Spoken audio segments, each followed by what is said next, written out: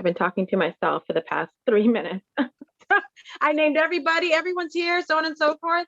So from the admin, we have Tim, Brian, Michelle, Sanal, and Lizzie testifying today, right? We're good to go, admin? Okay, and then from the advocates, Mike Christopher, are you also testifying too? I am not, counsel. I'm just here in background. Okay. And then from the advocates, I see we have Counselor Arroyo, Bach, Flynn, and I just saw O'Malley sign on.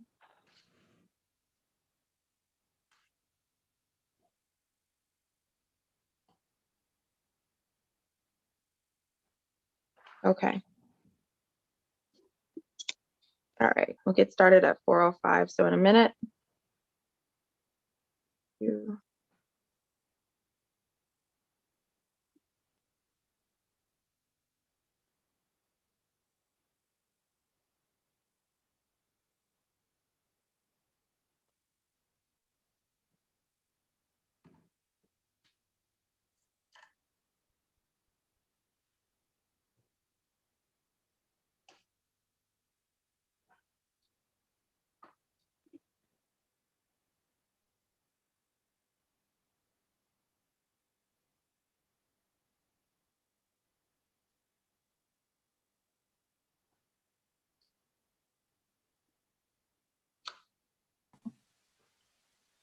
Counselor Edwards, can you promote Jessica to the room, please? Thank you. Absolutely.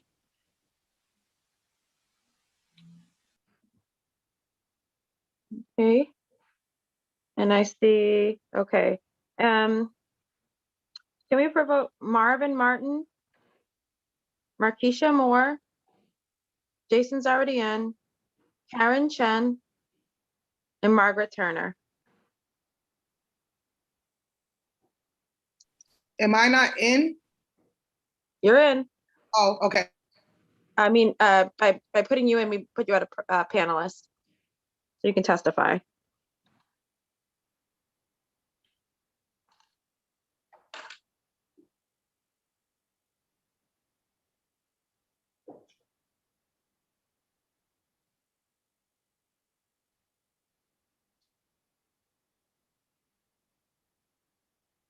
All right.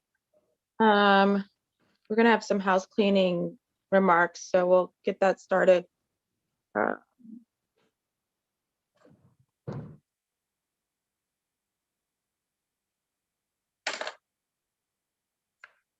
afternoon. My name is Lydia Edwards. I'm the chair of Boston City Council Committee on Housing and Community Development. Today is March 30th, and we are having a hearing on an order for hearing regarding the state of affordable housing as to Boston's Inclusionary Development Policy 0331, Docket 0331.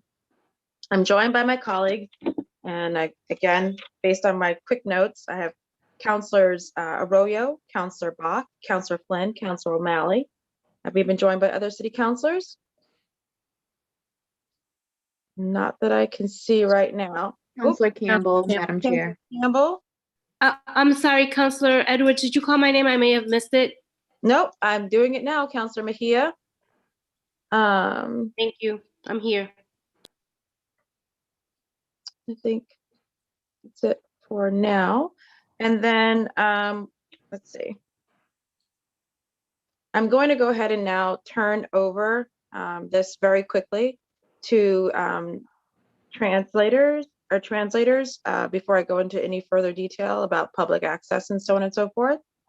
So for everyone, please note, we have a Spanish and Cantonese interpretation. Please click the language globe button at the bottom and select Spanish or Cantonese as needed.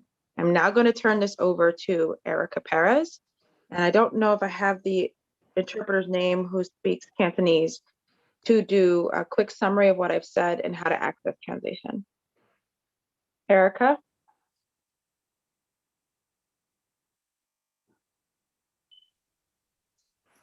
Hello, my name is Erika Pérez. Yo voy a estar interpretando el día de hoy del inglés al español. Si usted está llamando desde su computadora, va a aparecer un globito.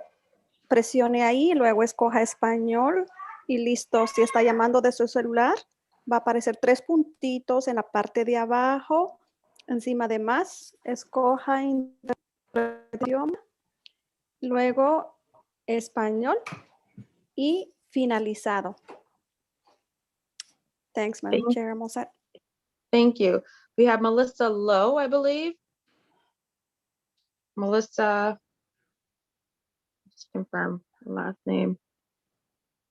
Melissa Lowe, who will be doing our Hello， Cantonese. 你好，大家好，咁我咧就係今日嘅廣東話翻譯，咁我哋今日咧係有其他語言翻譯服務嘅，就係例如有西班牙語。如果大家咧係有即係話翻譯需要，咁請係你喺你嘅電腦屏幕下低，你會見到有一個地球儀嘅按鍵，咁請大家咧就點擊地球儀嘅按鍵，大家咧就會見到中文嗰個選擇，咁咧請大家再點擊入去中文嘅選擇入邊咧。你咧就會去到廣東話嗰個翻譯頻道。如果大家係用手機上到我哋今次呢個聽證會嘅話咧，咁你喺手機旁邊咧係會見到3點㗎。咁大家請喺3點入邊咧撳落去，咁跟住咧再會有呢個語言嘅選擇。咁大家可以點擊語言選擇，跟住進一步咧去挑選中文，咁就會帶到你去到廣東話翻譯嘅頻道。好多謝大家今日參加我哋會議同埋收聽。Thank you. Thank you. So again, now that we have interpretation set up, this hearing is being recorded. It is being live streamed at boston.gov/city-council-TV and broadcast on Xfinity, channel 8, RCN channel 82, and FiOS channel 964. Again, we will be this is a public hearing, but we're doing it via Zoom due to the public health declaration from Governor Baker. 我哋跟住咧就宣布呢個即係話衞生安全起見，咁係通過視頻嚟進行㗎。So just for technical, 咁即係講下今日嘅程序嘅問題。I'm sorry, I think the host needs to enable interpretation. Thank you. Thank you. 好，多謝。Let's make sure that's taken care of before we continue.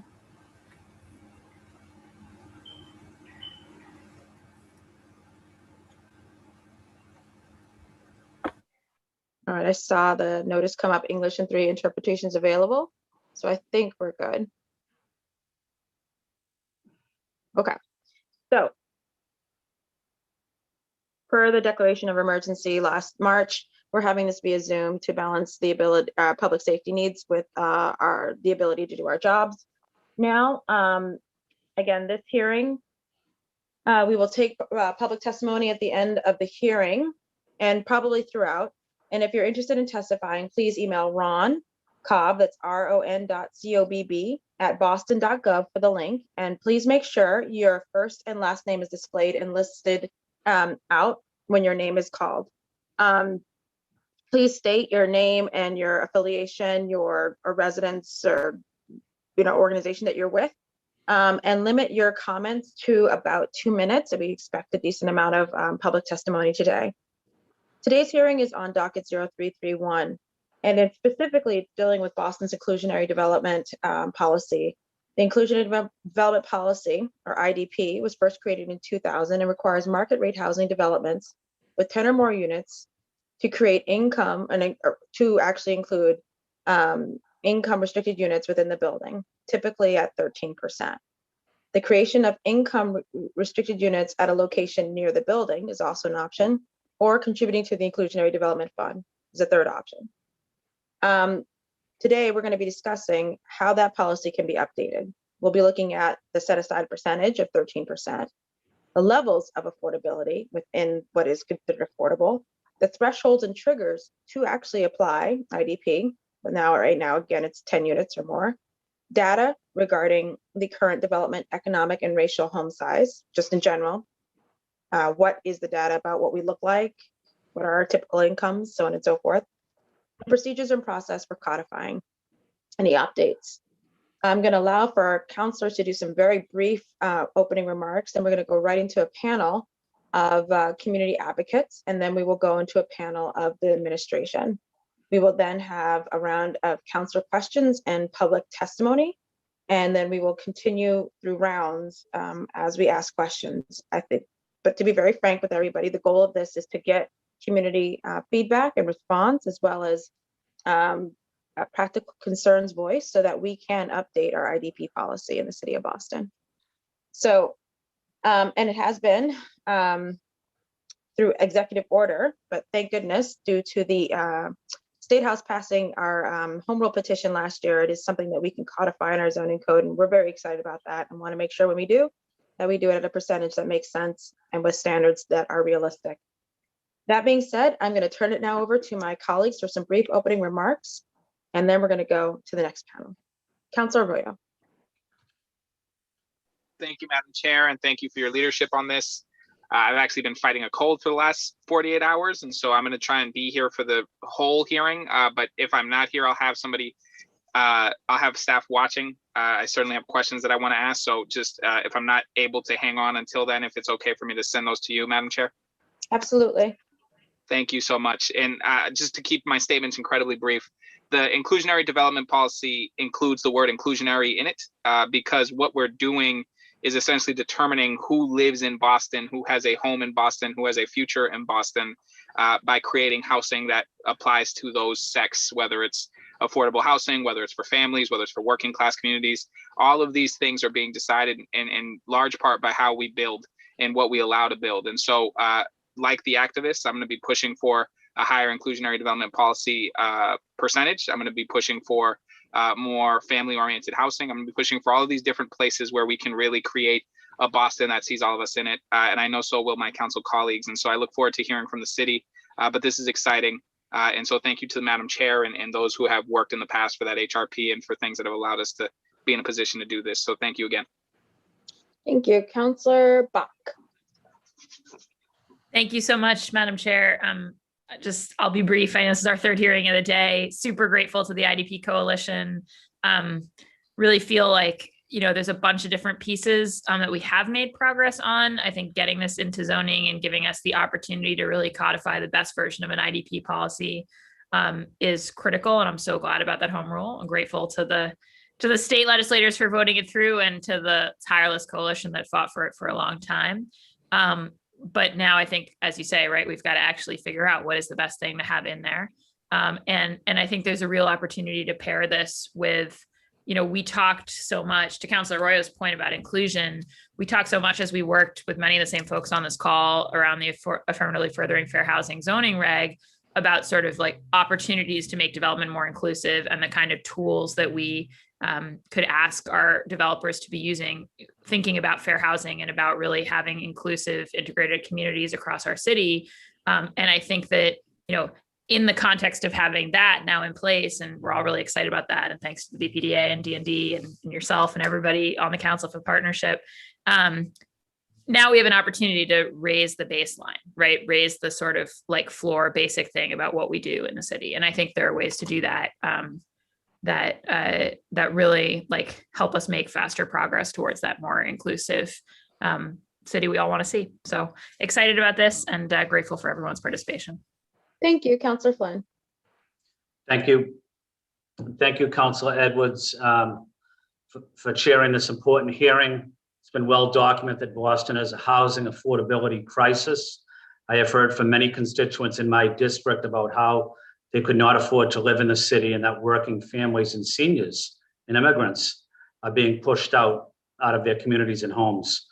Our city needs affordable housing for our working families to stay in the city. We need to make sure that our IDP program is effective in providing affordable housing that our community needs and that it's enforced. I want to say thank you to the activists that are testifying. Also want to say thank you to the city administration as well for being here and for your leadership. I see Sheila Dillon and others as well. I had a recent listening meeting with members of the Chinatown Resident Association last week about this issue. I listened for about 2 hours on concerns in their neighborhood about a lot of seniors being dislocated, immigrants being dislocated, longtime residents, low-income residents. So those are the people I'm fighting for to make sure Boston is a city for everybody, not just for the wealthy, for the people that can afford the $1 million condos. It should be about people that are paying $600-700 in rent as well. They might not be making much money, but they deserve an opportunity to live in our city. Thank you, Madam Chair. Thank you very much, Councillor Flynn. Councillor O'Malley. And we've also been joined by Councillor Sabi George. Thank you, Madam Chair. I will waive my right for an opening statement, other than suffice it to say I look forward to continuing the work, hearing from advocates and members of the administration, finding ways we can work together. So thank you very much. Councillor Campbell. Thank you, Councillor Edwards.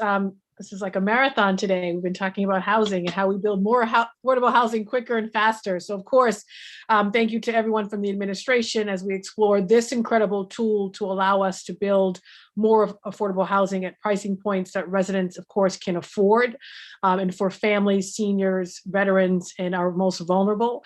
I want to also thank the coalition for their work in advocacy at the state level to make this possible. Of course, I want to thank you, Councillor Edwards, as well for your leadership on this issue. I want to thank those who are offering and doing translation. Thank you. I'm intentionally speaking a little slower, so thank you as well. This is critically important so that everyone can fully participate. I also want to thank the coalition for a recent meeting I had with them, but also for the residents that are currently in my district, their incredible work on this issue for years, and look forward to staying in conversation with them. The conversation obviously is very timely, given not only how we come back from COVID, protect residents right now in the midst of COVID to be able to stay in their homes, but when we come back from COVID, ensuring that folks can not only stay in their homes, but can stay permanently in the city of Boston and afford to live in the city of Boston. So looking forward to this conversation. Thank you, Councillor Edwards, for your leadership. And if I have to leave a little early, we'll definitely check in with you in your office and send any follow-up questions. And my chief of staff is also on taking notes. Thank you. Thank you very much. Councillor Mejia. Hi, yes, good afternoon, everyone. Thank you so much for holding this, the chair for calling this hearing. The city of Boston has the highest percentage of income restricted housing in the United States. But we are still the third most gentrified city in the country. We already know that. Clearly, there's a disconnect between affordability and development that we need to address. This issue is personal and professional, and I look forward to discussing what we as a council can do to make an impact in the affordability space. Thank you so very much. Thank you. Councillor Brayden. Thank you, Madam Chair. I will try and keep my comments brief. I really appreciate this opportunity to discuss IDP policy. I've been concerned about this issue for many years. Out in Alston, Brighton, our IDP policy set most of the IDP units were set at 70% of the AMI, and the average median income in Alston is 45 to 50%. So that meant that, and in Brighton, it is about 60%. So a huge proportion of the folks who actually live in our neighborhood were ineligible to access the IDP units that were being built in our neighborhoods. So I hope that in this conversation, we can try and rectify this situation. Also, the whole issue about the 10 unit threshold is there's a huge number of units being built by developers that come in at nine units. They don't have to give us any IDP, any IDP units in that equation. So I hope we can make some inroads in that to try and build more affordable units for our communities. Thank you. Thank you, Councillor Sabi George. And we've also Thank you, Madam Chair, and I appreciate you indulging all of us with opening statements. Obviously this is an important issue. I'm also very impressed to see so many faces on screen compared to some of our earlier hearings today. So just grateful for this continued conversation, certainly the continued work, and also want to make note, I think Councillor Campbell also made it at an earlier hearing today, about the need to make sure that the affordable units in particular are online and online quickly. I think that's also why we see some of those challenges with 9-unit buildings being built across our city. A number of years ago, many of you on this call today will recall the hearing we had in the middle of the summer regarding those unoccupied affordable units waiting for their tenants and their homeowners to arrive, and, look forward to making sure that we are working diligently and quickly and with certain urgency to have those units occupied quickly. So happy to be here for this hearing, and will engage as I can with all of our colleagues. Thank you. Thank you. Councilor Flaherty. Thank you, Councilor Edwards, for chairing the hearing and for sponsoring this order. I also will be brief. I've been a longtime advocate for updating our city's inclusionary development policy to include the codification of a program to provide permanence, predictability, and transparency to that process, as well as to raise the level of affordable commitment to reflect the need of our affordable housing in the city. It's absolutely critical that we use all the tools in the toolbox to build affordable housing. As you know, I've had partnered with you and our colleague, Council Flynn, on a hearing to discuss potential updates to IDP to make it more effective and to strengthen compliance with the program.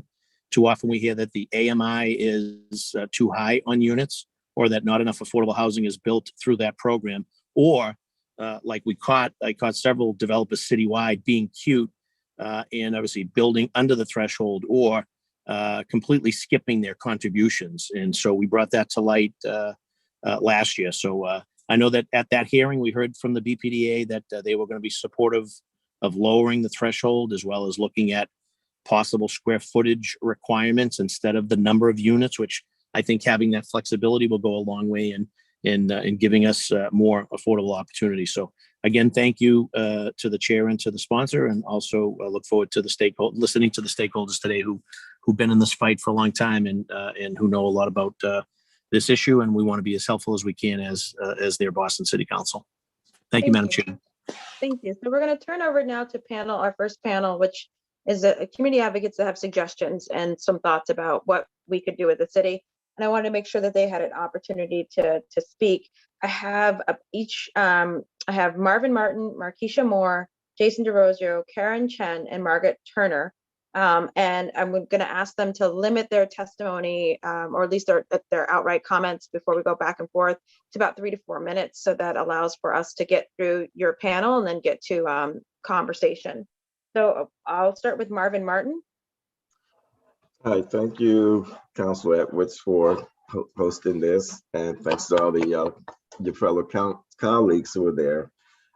Just wanted to flag quickly something that Councilor George said about the amount of faces she's seen. I just wanted to add that we have about 40 other folks who are in the watch party that's going on at the same time. Again, my name is Marvin Martin. I am with Action for Equity, which is a regional coalition that creates and implements policies to deal with racial inclusion and equity. And we are proud members of the Coalition for a Truly Affordable Housing for Boston, CTAP, which is a coalition of about 20 some other organizations. And so basically, I'm just going to lay out the sort of overview of what it is that we're going to look for. And my colleagues will go more into the details of each of these, but I'm just going to give something really brief here. So this is sort of the statement from CTAP. Housing is a right, and we need to use all of the tools available to us to ensure that those who need truly affordable housing, the most folks can access it. Neighborhoods are seeing major displacement of long-term community residents and families, causing many to fall into homelessness. Almost half of Boston's households make less than $50,000 a year. Many residents are rent burdened, and most can't afford to buy homes. That is why this coalition is calling on the city to ask they update the IDP policy to include the following: the rental units, 30 to 70% at AMI, with an average of 40% AMI, and ownership units between 50 to 100% AMI. And this is important because when we use the AMI, an individual has to make almost $80,000 a year. Less than half of the folks that live in Boston, folks don't even make $40,000 a year, individuals. I'm not talking about households. So when you talk about the 100% AMI or even 80% AMI, you see this is out of reach of most of Bostonians. We are asking for a permanent affordability. We want to decrease the 10-unit threshold. We also would like to see more 2, 3, and 4 bedrooms made available. Right now, a lot of the IDP units are actually studios and 1 bedrooms. And so it's not for families.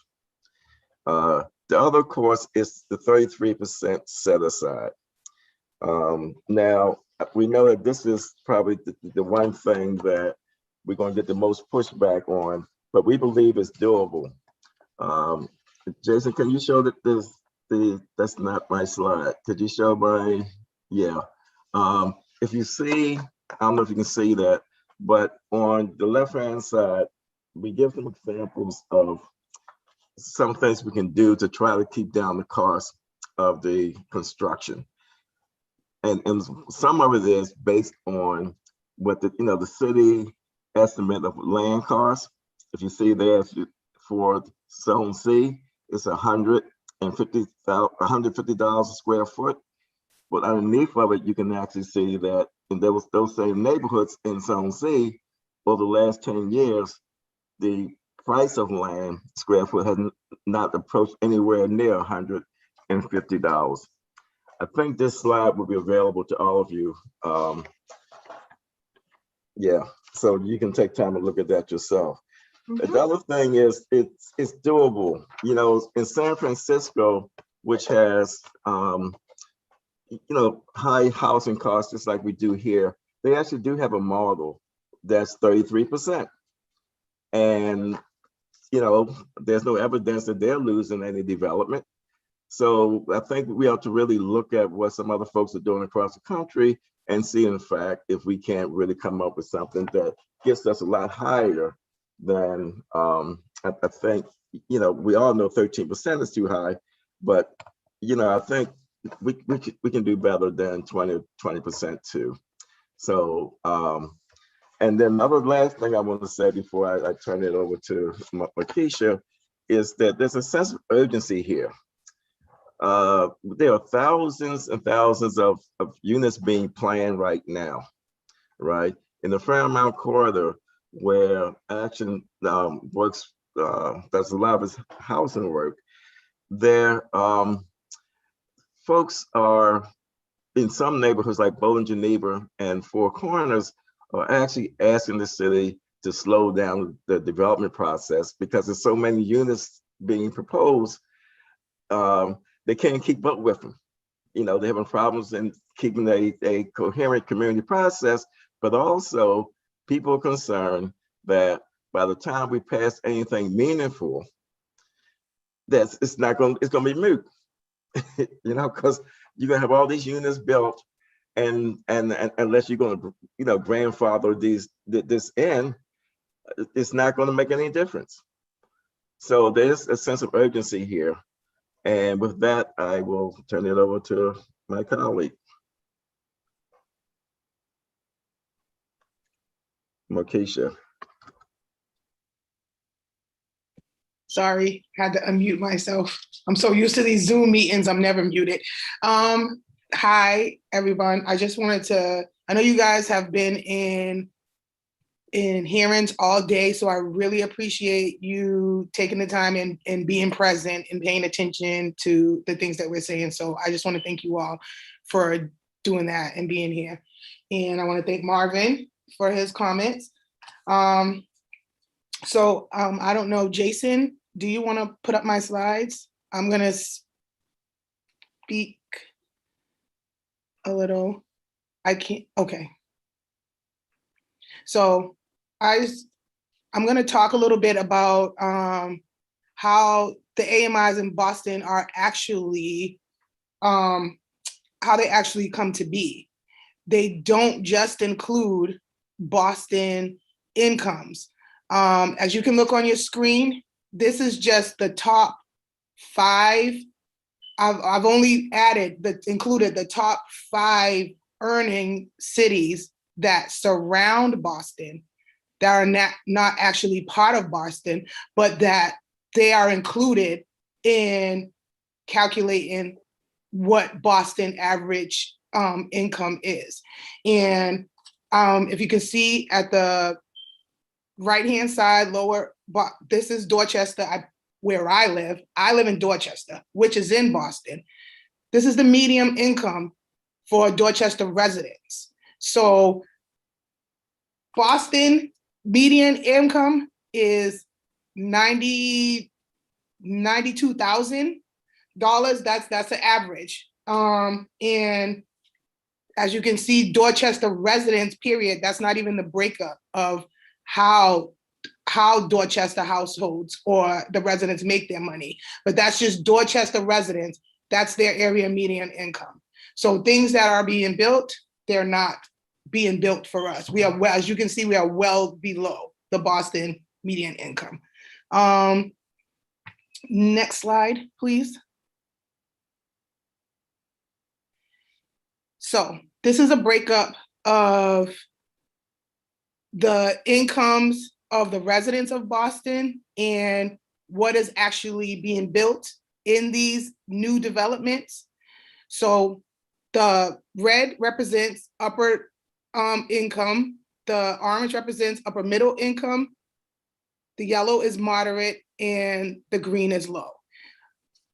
As you can see, what is being built in the new units is 61% for upper income, 31% for upper middle, 6% for moderate, and 3% for low.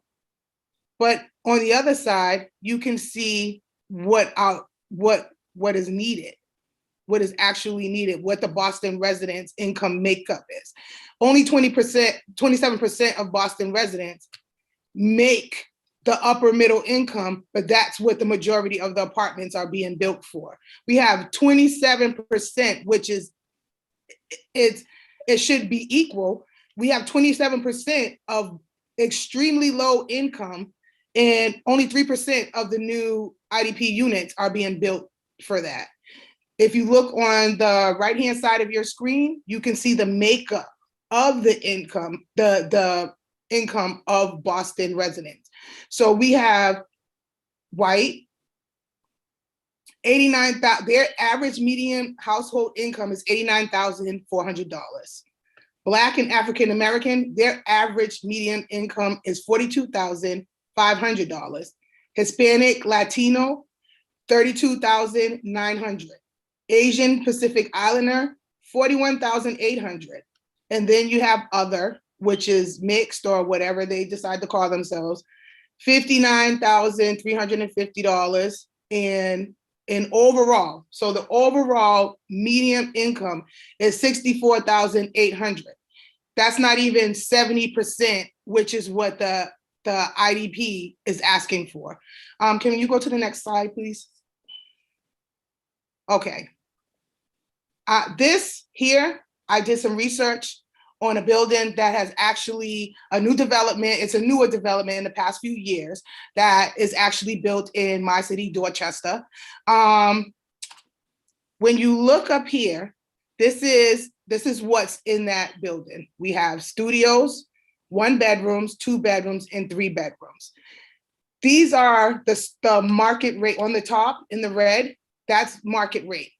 When you see where studios start at, the lowest end is $1,783, and the highest end is $2,689.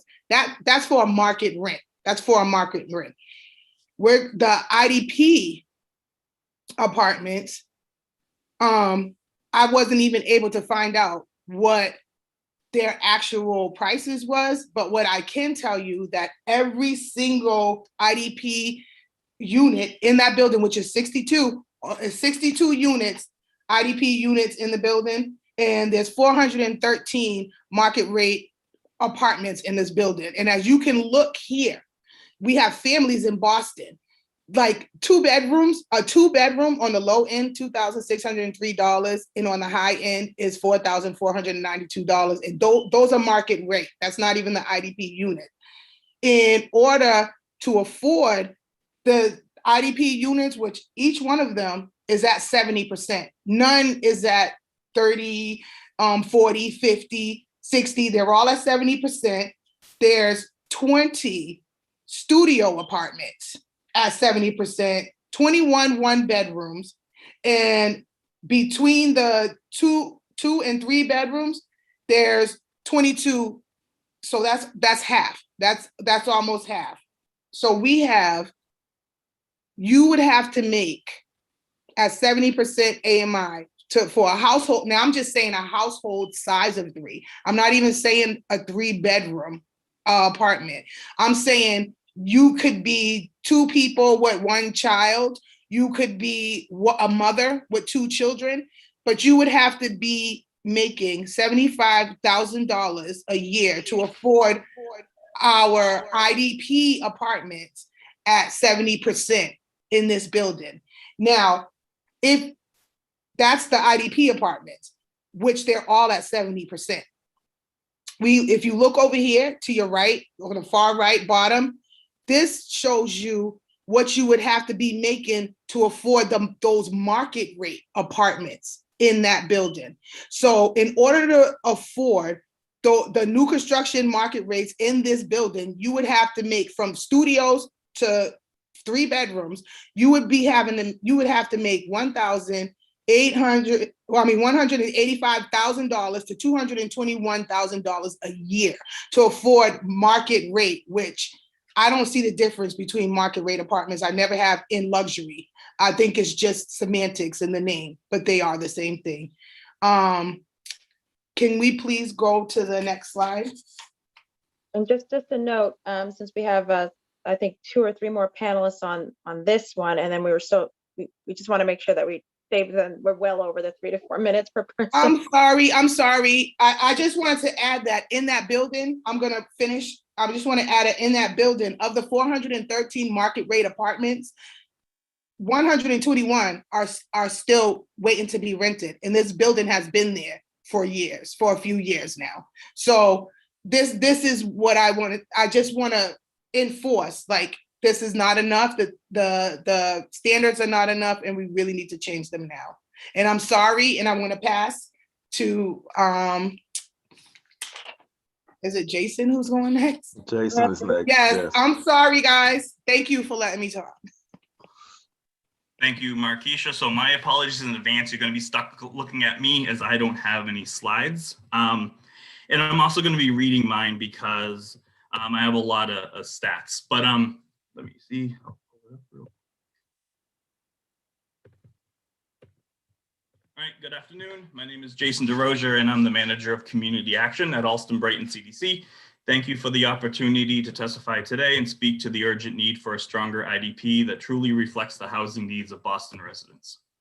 Housing influences outcomes across many sectors. Students do better, patients are healthier, people can more readily escape poverty and homelessness, the economy is healthier, and our city is more just and equal when we all have access to safe, stable, and affordable homes.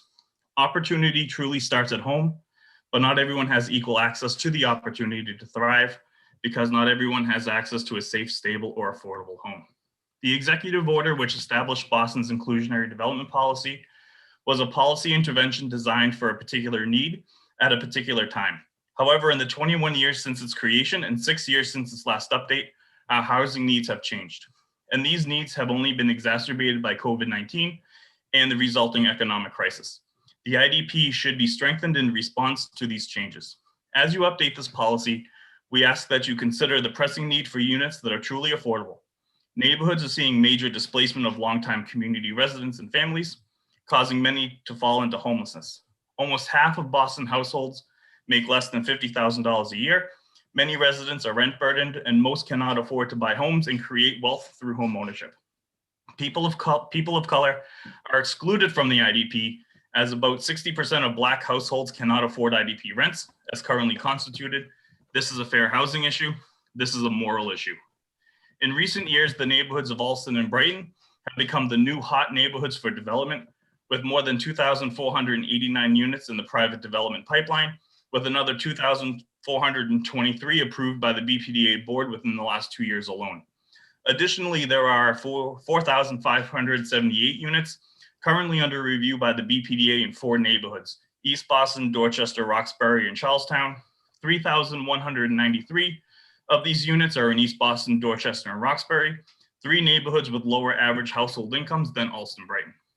83% of Allston Brighton residents are renters, and in recent years, rents in Allston Brighton have increased sharply. Between 2018 and 2020, average rents for family-sized units increased 30% from $2,131 to $2,767 per month. Rents for units of all sizes have increased by 32% on average or more. Rent in Allston Brighton for a 3-bedroom household would require a family earning $52,795, which is the median household income for the neighborhood, to pay 63% of its monthly income on rent. Rent for a 1-bedroom, which is the second most common unit being developed after studios, exceeds the entire gross pay of a full-time worker earning the minimum wage. So $21,120 a year earned, $21,612 for rent only.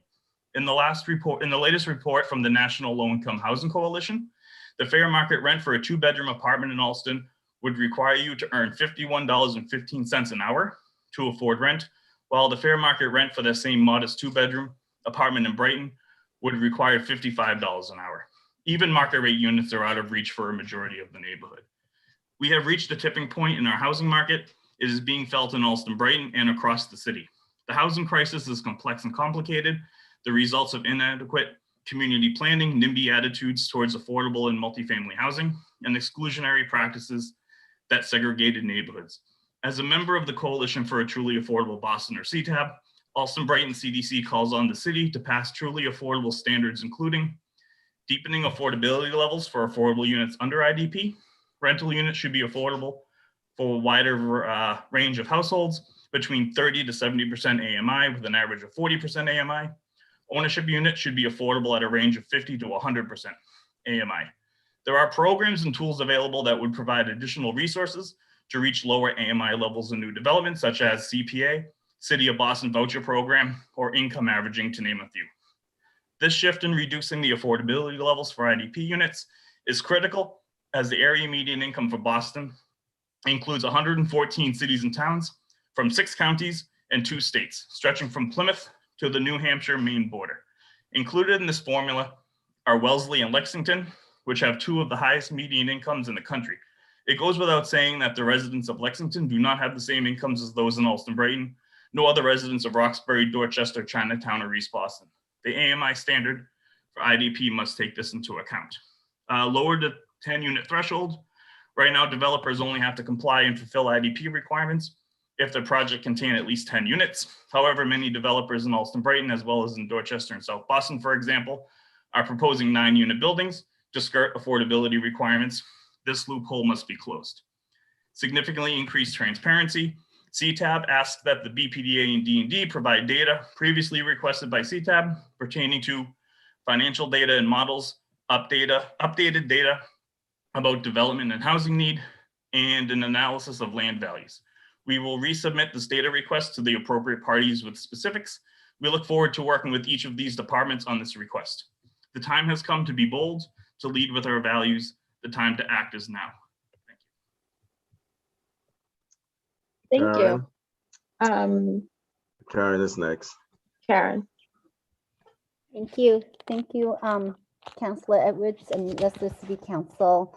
Also want to thank our Coalition for Truly Affordable Boston Watch Party folks. There's over 50 of them watching right now. And thank you for holding this hearing and really listening to the community to, what we think are the community needs are and what are reasonable, policies. So my name is Karen Chen. I'm with the Chinese Progressive Association. We're based in Chinatown, but we serve Chinese Americans in the greater Boston area. And we're also a member of the Right to the City Boston. And you probably have heard me many times talking about, gentrification within Chinatown, due to influx of luxury development, short-term rental, and rent speculation. And we know that in 2015, where, it's where Jason talked about the tipping point, right? The tipping point for Chinatown is kind of more like around, 2010, and around 2015, we start seeing, because of organizing, I think also supporting the city, we're seeing more affordable housing, in Chinatown. We see more balanced in development, and even with the significant number of affordable housing, we're still seeing, displacement as an issue. And, many of the residents are rent burdened. We still see a significant number of residents, paying more than 50% of their income towards rent because of the pandemic. Some are paying now, 80% of their income towards rent. And we still are seeing, long waiting lists for affordable housing or subsidized housing. And we have seen developments in Chinatown, like One Greenway, have a little bit under 100 units, but there's like more than 5,000 applicants. And more recently, the Chinatown Community Land Trust put out 7 units, home ownership programs. There's, even with the pandemic, tighten in lending, we still have, over 600 applicants. So we know the need is great. And we have heard, the city talking about the IDP as a successful program. And we need, that's why we feel like there's a need to expand it and improve it. And we also believe that, Boston can lead the way, on the path to an equitable recovery, really thinking about, how to make sure that affordable housing is accessible to people who are most vulnerable. And, like many of the community of color, the average income in Chinatown for immigrant families is about $20,000 a year. So, for affordable housing, even sometimes at 50% area median income, the rent could mean like, $1,100 to $1,300. And for many people actually still couldn't afford it. So for us, really what's most affordable to the community who are those who are impacted by displacement are really the unit that are 30% area median income and below. And, in terms of home ownership, I know that lending is related to it. And we know that, the Chinatown Community Land Trust was able to make one of the units, a 50% area median income. And that would really, really help stabilize the community. I think that there should be, not just require of, nonprofits, but also, all, developers. And then I think I also want to say that, meanwhile, there's a lot of hard choices that we have to make, right? A lot of times, meanwhile, when, we like to have good numbers, like we have this many percent affordable housing. While meanwhile, that looks good, but then also it could mean that there's a significantly more studio in one bedroom. So, but what really help actually make a community to thrive in the long term and really keep this vitality is to have diversity, diversity in terms of having families as well, because one bedroom and studios, we know how many people can live there, right? So I think there needs to be, really emphasis on making some hard choices and creating more 2, 3, and 4 bedroom apartments, 4 bedroom, because actually, multi, generation household, I think among, communities of color and immigrant community is quite, common. And so, and lastly, I want to say that Jason already touched on this earlier too, lowering the thresholds, a 10 unit or changing it. We have seen in Chinatown, 101 and 103 Hudson, it was very deliberate. They, displaced, many immigrant families.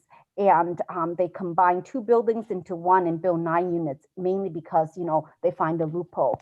And then we also are seeing, a lot of the old houses prior to the pandemic, making proposals to build out every inch of the backyard. And I'm sure that that's also something, a trend that in other neighborhoods that we are seeing, in Austin, Brighton, we have seen that, 59 Winship Street in Ward 22, it was a 2-family unit. They're turning into a 9 unit, but where actually the surrounding area are mostly immigrant, working families. And, but there was with the new development, there's no requirement for, affordable units. So lastly, I just want to say that, I think the city recognizes, the importance, affordable housing, but also making it permanently affordable. And that, in preserving really, the neighborhoods that make, the city special. So thank you. Thank you. And then we have Margaret. Thank you so much for this opportunity to speak. My name is Margaret Turner. I'm a housing attorney at Greater Boston Legal Services, and I'm representing the Boston Tenant Coalition today. The Boston Tenant Coalition is also a member of the Coalition for Truly Affordable Boston, and completely endorses all of CTAB's Truly Affordable standards. Just initially to note that the City Council, the City of Boston, the BPDA, the Zoning Commission all deserve huge congratulations for having enacted zoning changes to affirmatively further fair housing under the Boston Zoning Code, which was a tremendous achievement led by Councilor Lydia Edwards and with wonderful input from Councilor Bach, and all of you to be so congratulated because of that achievement. It is an essential component to affirmatively furthering fair housing that there be a very substantial redesign and change of the inclusionary development program so that it is truly addressing the fair housing needs of residents of the city of Boston, which from all that we've heard from the very articulate other speakers are not being addressed now. The whole purpose of the zoning power that the city is able to use is to further the general welfare of Boston residents. And I hope to work with you along with the other advocates to embolden the city to feel that, yes, you truly can take substantial steps to really address the reality on the ground that is happening now of people paying, like Karen said, 80% of income in rent, people facing evictions, segregation, all of these problems that are anathema to the idea of fair housing that need to be addressed in Boston. I just wanted to remind us what is affirmatively furthering fair housing, just to remind us that it means taking actions in addition to combating discrimination, to overcome patterns of segregation, to foster inclusive communities free from barriers that restrict access to opportunity based on protected characteristics, which could be race, familial status, disability, address significant disparities in housing needs and access to opportunities, to replace segregated living patterns with truly integrated and balanced living patterns, and to transform racially and ethnically concentrated areas of poverty into areas of opportunity. That the city has the legal authority to take steps to affirmatively further fair housing, and it has as well the legal obligation under federal law to affirmatively further fair housing. You should feel emboldened, empowered to take these steps that are necessary to address what's happening now. There is a legacy of discrimination and segregation, as we know, in Boston. Where has that left us? Households of color are 4 to 6 times more likely than white households to live in concentrated areas of poverty. Markeisha talked about the income disparity between white households and households of color. White households have median incomes double that of households of color, and the per capita income of white individuals is 3 times the per capita income of Blacks and Latinx families, households. The homeownership rate of households of color is significantly less than that of white households, especially for Latinx households. the percentage of Black and Latinx households with severe rent burdens, which is defined as paying more than 50% of your income in rent, is double that of white households. And most important, the average monthly rent in 2019 was $2,480, which would require an annual income of $99,240 to afford almost $100,000. That's vastly beyond the incomes, as we heard, vastly beyond the incomes of the great majority of households in Boston. White households are more than 3 times as likely to be able to afford that as Latinx households, and 2.5 times as likely to be able to afford it as Black households. Not surprisingly, this has created a disparity in ability to maintain housing stability. I don't know if Jason, I had a slide prepared. I don't know if Jason has it, but this is the data that I just referred to is was all put together in the Boston's assessment of fair housing, which is completed and we hope will soon be recognized by the city. But this is a chart that comes from that, and the dots there show who is being evicted, who is being displaced in Boston. And you can see that it's the chart, the graphic shows according to the percentage of the households of color. And, you know, it's clear that that there's a huge fair housing crisis that has been the case in Boston and continues to be the case, where according to the 2020 Evictions in Boston study by David Robinson and City Life Vida Urbana, 10% of households in Roxbury in private market units face an eviction every 3 years. That's a huge number of people who are facing displacement. In comparison, the same number is only one in 100 in a place like Beacon Hill. This study also found that owners of market rate housing were more likely to file eviction actions where the units were recently constructed or remodeled buildings with higher property values per square foot.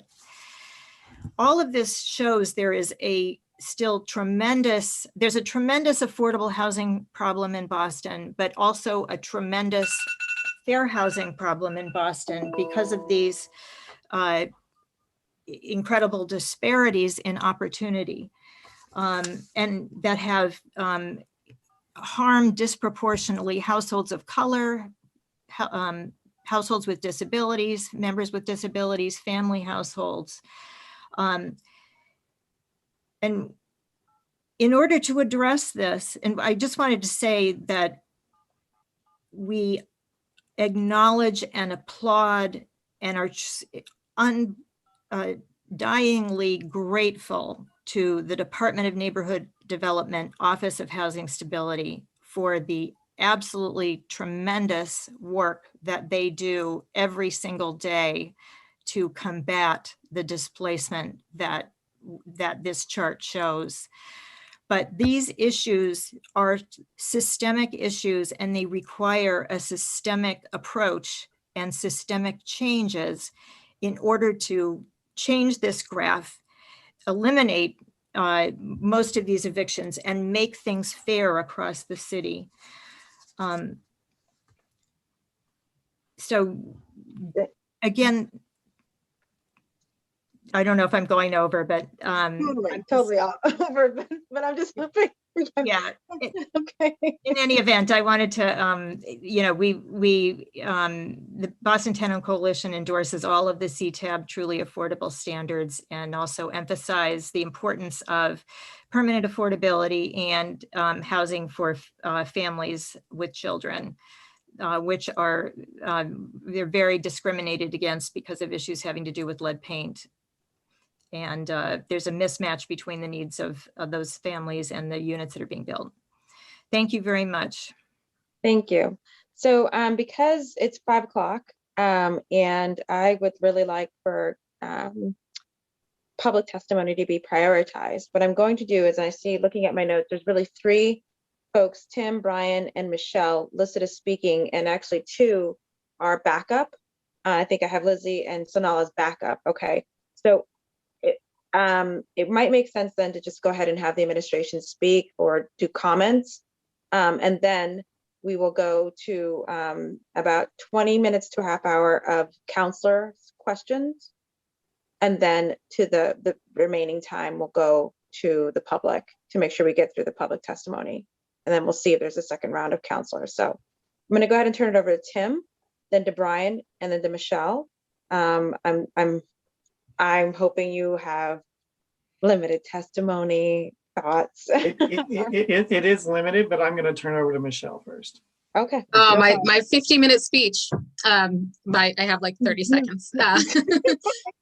So, thank you, Councilor Edwards, for allowing us the opportunity to speak today. My name is Michelle McCarthy, Housing Policy Manager of the Boston Planning and Development Agency. I'm joined today by Brian Glasscock, Deputy Director for Regulatory Planning and Zoning, and Lizzie Torres, Housing Policy Assistant, also with the BPDA, as well as by Tim Davis, Deputy Director for Policy Development and Research at the Department of Neighborhood Development. I just really want to say thank you so much for Councilor Edwards for your leadership on this, the rest of the councilors for your comments and statements, and as well as the advocates, and thanks in advance to the public for all your comments about the IDP policy. We're very excited to hear those. Just wanted to provide some very brief, quick statistics on the IDP policy's success over the past 20 years. As a direct result of the IDP, 3,238 units of income restricted housing have been created through on-site and off-site unit creation, with nearly 300 of those units created within the past year. There are additionally over 1,000 IDP units currently under construction and over 2,500 more approved by the BPDA. And because of this, we anticipate the city will see hundreds of new IDP units becoming available over each of the next 5 years. So just wanted to turn it over to Tim to provide some quick statistics on the IDP fund and say thank you again to everyone today, and especially to Councilor Edwards. So thanks. Yes, thank you, Councilor Edwards, and other members of the council and the public for being here today.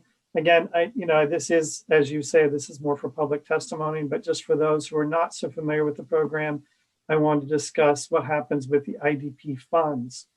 While the BPDA manages the day-to-day implementation of the inclusionary development policy, from project approval through the 50-year oversight of on-site and off-site income restricted units, the Department of Neighborhood Development has, since 2014, managed any funds collected when developers meet their IDP requirements by making a monetary contribution to the IDP fund rather than creating on-site or off-site units.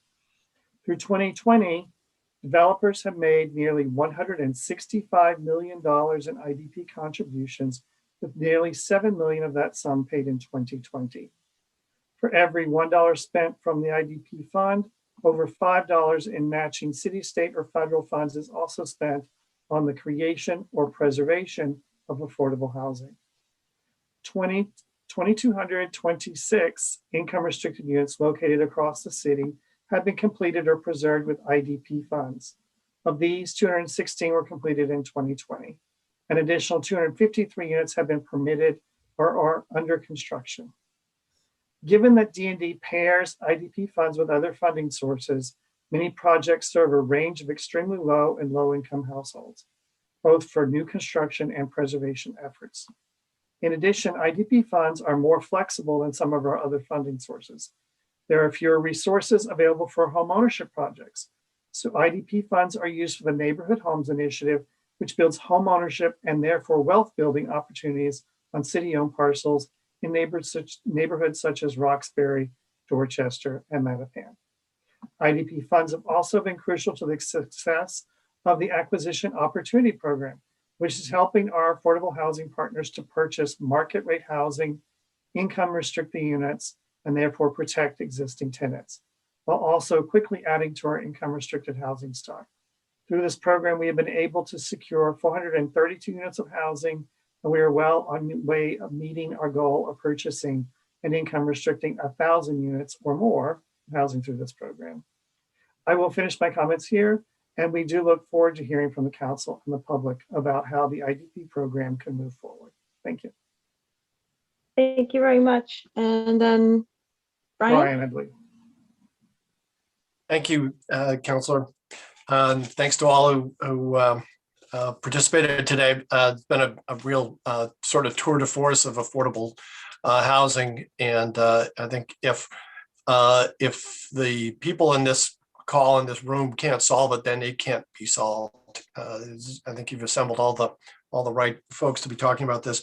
I'm not going to go in depth on anything, but I did want to sort of check some boxes here on the mechanics of kind of what I heard today and what we've the internal conversation we've had going.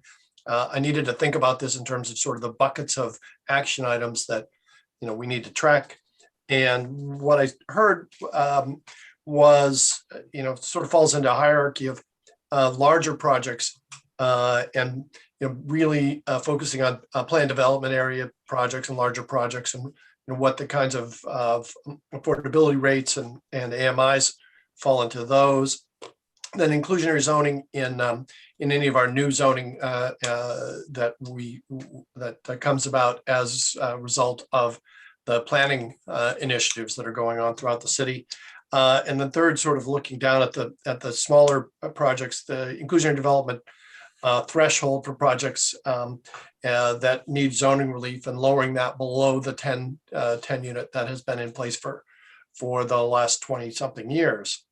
And then also looking at the question of sort of pivoting to a square footage rather than a unit count as a way of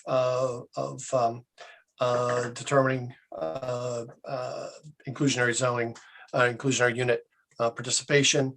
And then lastly, sort of the unit size issue, the question around family size units and so on. And then throughout this is the theme of the IDP percentage itself and the AMIs that we select, and being much more strategic going forward in how we calculate those. So I hope I've sort of rattled off the list of action items, and I'm sure there'll be more, but those are sort of the main buckets that I'm hearing. Thank you. So now I'm going to go to counselors, which will allow for us, and I'm really going to I'll be stricter with my colleagues than I was with the community, because I know so much of what we are going to do as colleagues requires us to listen to community. And so we have a lot of questions, but I want to thank all the advocates. I don't think a lot of people really appreciate the amount of work it goes into doing that outside research, a lot of which is dependent on data that they sometimes don't get, have to go by phone call, by physically go to get themselves. I know Markeisha said she was doing the research herself. So I do appreciate that. And I want you to understand the counselors especially appreciate the perspective that you have as grassroots organizers, and also, as I've said before, being experts not only in experiencing and understanding housing disparities, but truly being in the fight to make us a more equitable, livable Boston. So thank you for that, and thank you for your expertise. I'm going to now go to colleagues, and I'm gonna probably be ringing the bell around 3 minutes to make sure that we get through at least all of us. Those of us who are still here.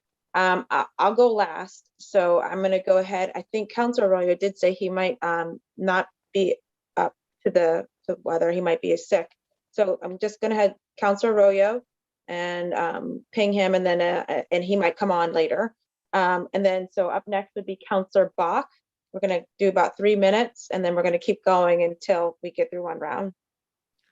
Great. Thanks so much, Councilor Edwards. And I'll echo your thanks to the whole coalition. I think it's really stark putting into perspective sort of what we need versus what we're getting through the current program. And I think we can all acknowledge the big steps that we make with the IDP program while still saying, like, we need to be better because we're in a crisis. And so how do we hit that point? I'm strongly in support of deepening affordability, looking for that opportunity to do more family units, tilting the program in general to more on-site affordable housing, and lowering that 10 unit threshold. And then I think, overall, increasing the percentage. And I think there's probably an opportunity to think about increasing the percentage overall, and especially increasing it when we come to PDAs, where we're creating a lot of value when we upzone. So really game for this whole conversation, and grateful to you guys for your leadership.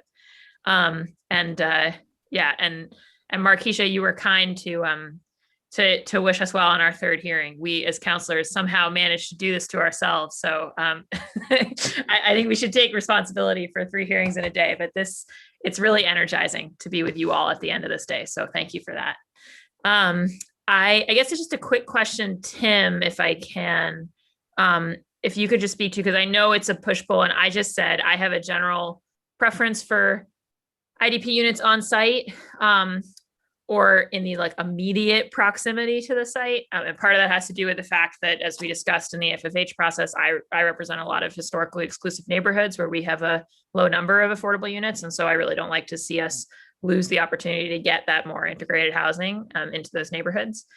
But in terms of the 1,000 sort of units that you were referring to being created with the funds, I understand the IDP funds help us do important things sometimes. And I'm just wondering kind of, how much does that work out to per unit usually that comes from the IDP funds? Because I guess the other piece, right, is should we be making the amount of money, if we're going to have a cash out option at all, should we be making the amount of money per unit higher? And should we have stricter conditions on whether we do it? And then, are we really getting the units for our buck? I always have an instinct that with construction costs being what they are, we're better off having someone build us a unit than paying for it. But of course, if we acquire a big building like an AOP, there might be an economy of scale. So I just wondered if you could talk a little bit about like how much per unit kind of we're achieving.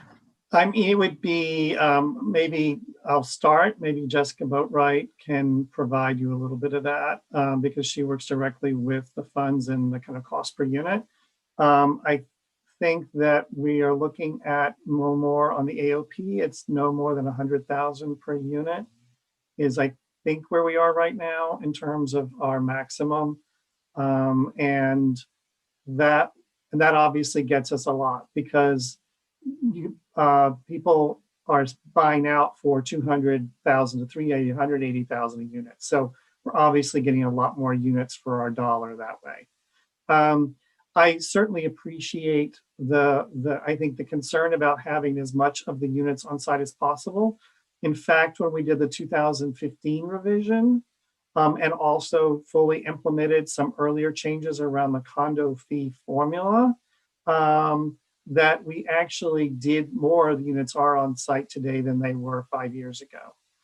It's actually a very high percentage. In fact, our receipts have been down this year in 2020 from previous years because of that. So we are, what we certainly here at D&D like to have the flexibility of those funds as well. And to also use those funds in neighborhoods where we maybe not have as much development, but we do have a need for units. So that's kind of a balancing act there. There are still a few big projects that are coming in that will owe us a lot of money.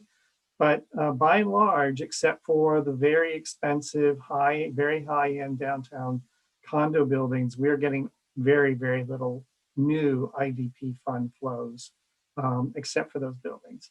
But I think that obviously, if there's a shift to doing even more of the units on site, I think it will be made easier if we're using square footage rather than units, because maybe we could, a downtown building that's doing 2,000 square foot units for market rate, we could do 900 and 1,000 square foot units and get more units that way and actually have them on site. So there are ways in which a square footage policy would assist that. Lastly, I was going to say, if we were to reduce the resources to the IDP fund, I hope working with many of the people on this call that we're finding additional ways to fund affordable housing more broadly. Thank you. Go ahead, Jessica. Jessica was going to follow up. I was just going to, I do have to say officially the AOP policy is 75,000 a unit, but we have been able to make some accommodations for specific projects and specific neighborhoods. But also, I mean, to Tim's point, generally, I think it's good that we're seeing on-site development, particularly in neighborhoods that don't have a lot of affordability. But the IDP funds have been particularly useful in our acquisition program. So to the extent that trends go more on-site, we do need to think creatively about those funds that we can move really quickly, like IDP. Great, thanks so much. Sorry, that ran way over my time, Madam Chair. Yes. Councillor Flynn, let's see if we can do this. Councillor Flynn. Thank you, Councillor Edwards, and thank you, Tim, for your testimony. And I know a lot of the funds are generated from downtown developments, IDP. But I would like for that, a good portion of that to stay on site and benefit the Chinatown community. I have a feeling it's not benefiting the community as much as I hoped it would. We have a critical need in the Chinatown community for affordable housing for our immigrant neighbors, for low-income residents, for families, for the seniors. Tim, how are we going to work closely on this to make sure that the funds generated from downtown construction, stay in the, or a good portion of it stay in the Chinatown community? And I know Sheila has been advocating in helping as well, but just wanted to follow up that it's critical. I was on a phone call the other day with Chinatown residents, and they're being displaced, and they want us to fight for them. So that's what we're trying to do. Tim, I could find my unmute button, sir. Okay. So I think that our department is very committed to making sure that projects in Chinatown are funded and move forward, and including the Tai Tung Village parking lot project that's CCBA is proposing, and also R1, which is a BPDA-owned parcel that we anticipate, I can't speak for BPDA on this, but we anticipate will be have an RFP in the future for affordable housing. And those are the kinds of projects that we are committed to funding, whether it's IDP funds or one of our other funding sources. I mean, that's one of the things is that Jessica's shop really does a fine job of looking at all the different funding sources and putting together the puzzle for each and every project to make sure that we are supporting housing projects in the downtown core. Thank you, Tim. And I pretty much consider the downtown Chinatown area part of the downtown area in terms of the funding. So I want to make sure a good percentage, a good portion goes there, because I'm still concerned about that. And I was listening to residents for 2 hours, and they're being displaced, and they knew about this meeting, and they wanted me to come up here and advocate for the Chinatown community. So I think we need to do more work on this issue. Councilor Edwards, I have a list of questions. I'm not going to ask them, but could I email them to you, and then maybe we can get them to BPDA and to Sheila's team? Absolutely. And I just, for folks, because this is the beginning of what I believe will end in true policy change. We're going to keep this in committee for some time to have another conversation. So we're just barely, cracking into this right now. So just so folks know, this isn't going to be the only conversation. Thank you. Okay. Thank you, Councilor Edwards, because I had a list of like 22 questions. I don't think I have time to ask them now, right? Probably not in the future either, Ed. Just email me the questions. We can work on getting some of those answers up a little earlier. Okay. Okay. I think I have some of those questions too. I might do some of the questions as well. Okay. Okay. Yeah. Thank you, and thank you, Tim, and thank you to Sheila. I think I'm going to check real quick. I think last time I checked, Councillor Campbell might still be on. Yes, I'm here, Councillor Edwards. Hi. You're up, Councillor Campbell. Thank you. And thank you to everyone for the presentations and the thoughtful presentations as well. I can also send follow-up questions. I know there are a lot of folks in public testimony, so I want to be mindful that they're not here until 8 o'clock before we get to them. I guess my one question is, on the table right now for consideration are the proposals, right, that our residents from all across the city have put forward. And I'm just curious, has the administration taken a position on those, or is it, let's bring them back to review? And if that's the case, what are some of the challenges for the administration with respect to what's on the table from folks in the community? And maybe I missed that early on, but I'm not sure I have, Councilor Edwards. So that's, I guess, my question. To me or to the administration? Obviously we have a presentation and proposal. We've all been meeting with advocates. We've been meeting with residents who have some specific solutions and ideas that they think are going to work to address the housing crisis in the city, right?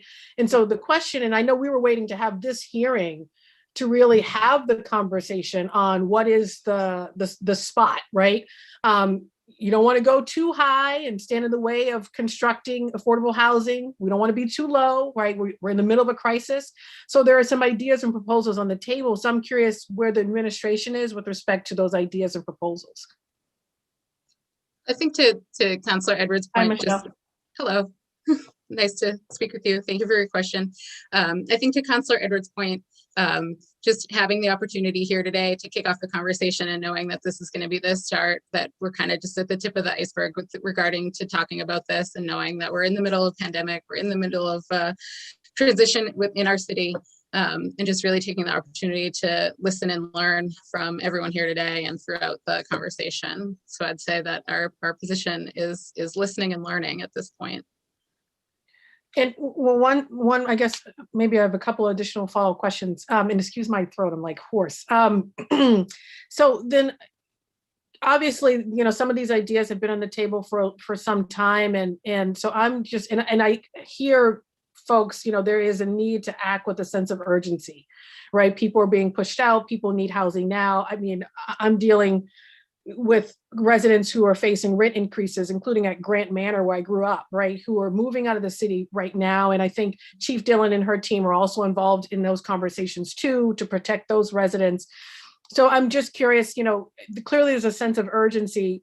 When you guys go back to the table and have conversations and around these particular proposals, what is that conversation going to be? What do you envision are the barriers? What do you envision could be unintended consequences that we're not thinking of? I would love to just hear a little bit more on sort of the opposite side of this.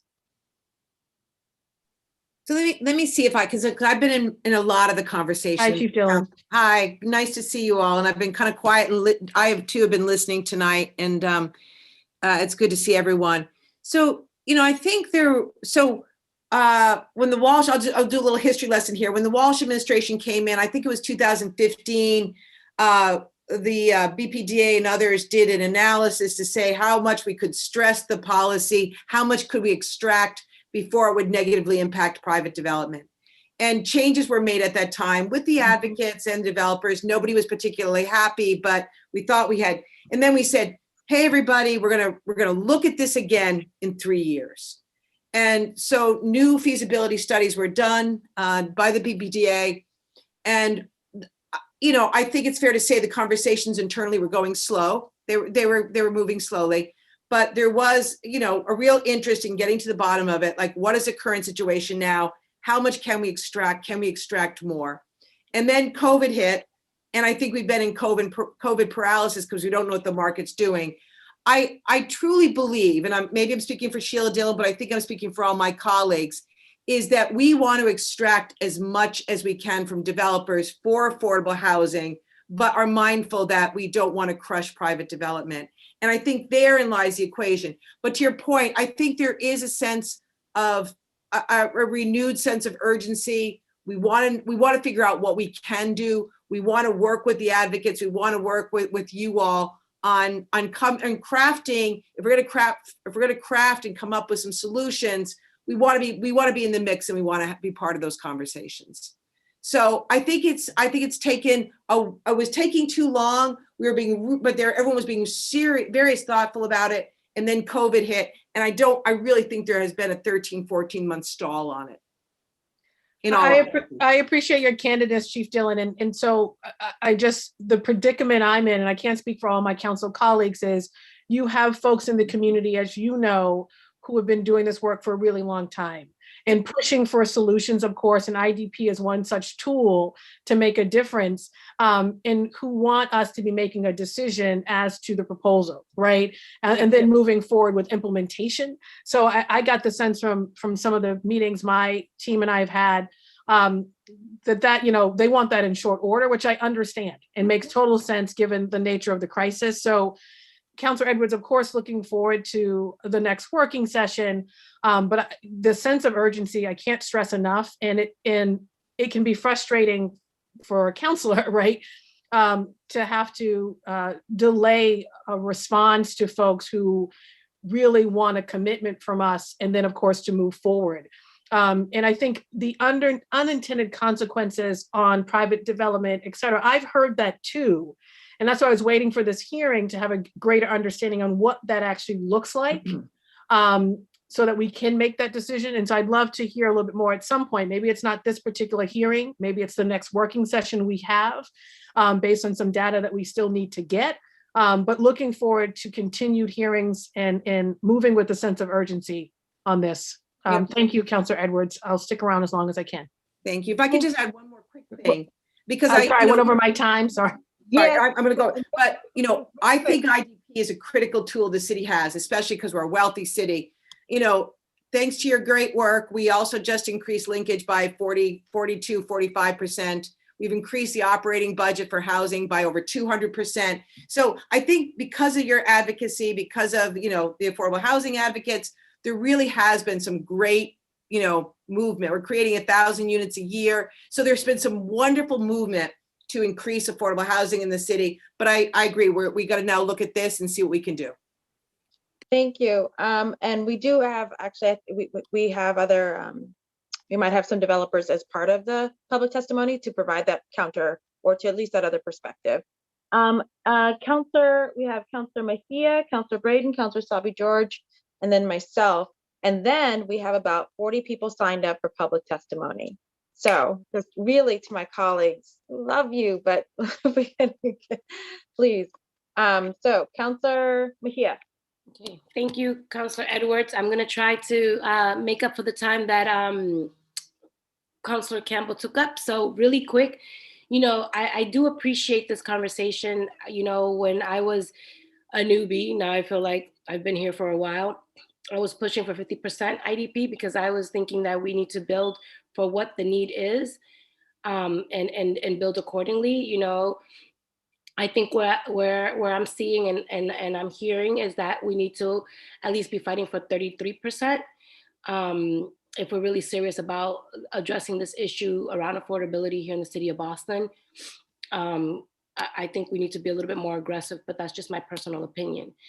So I just have a few questions. We've seen a lot of developers come into our neighborhoods and propose development that just avoids having an IDP requirement. So I'm curious as what would the process of lowering the threshold of IDP look like so that we're ensuring more development projects in the city have the IDRP requirement? And then my other question is, a lot of developers may throw in a higher IDP percentage in their development proposal as a way to distract from the fact that they haven't done a lot of other norms and procedures, shadow studies, community consultations, etc.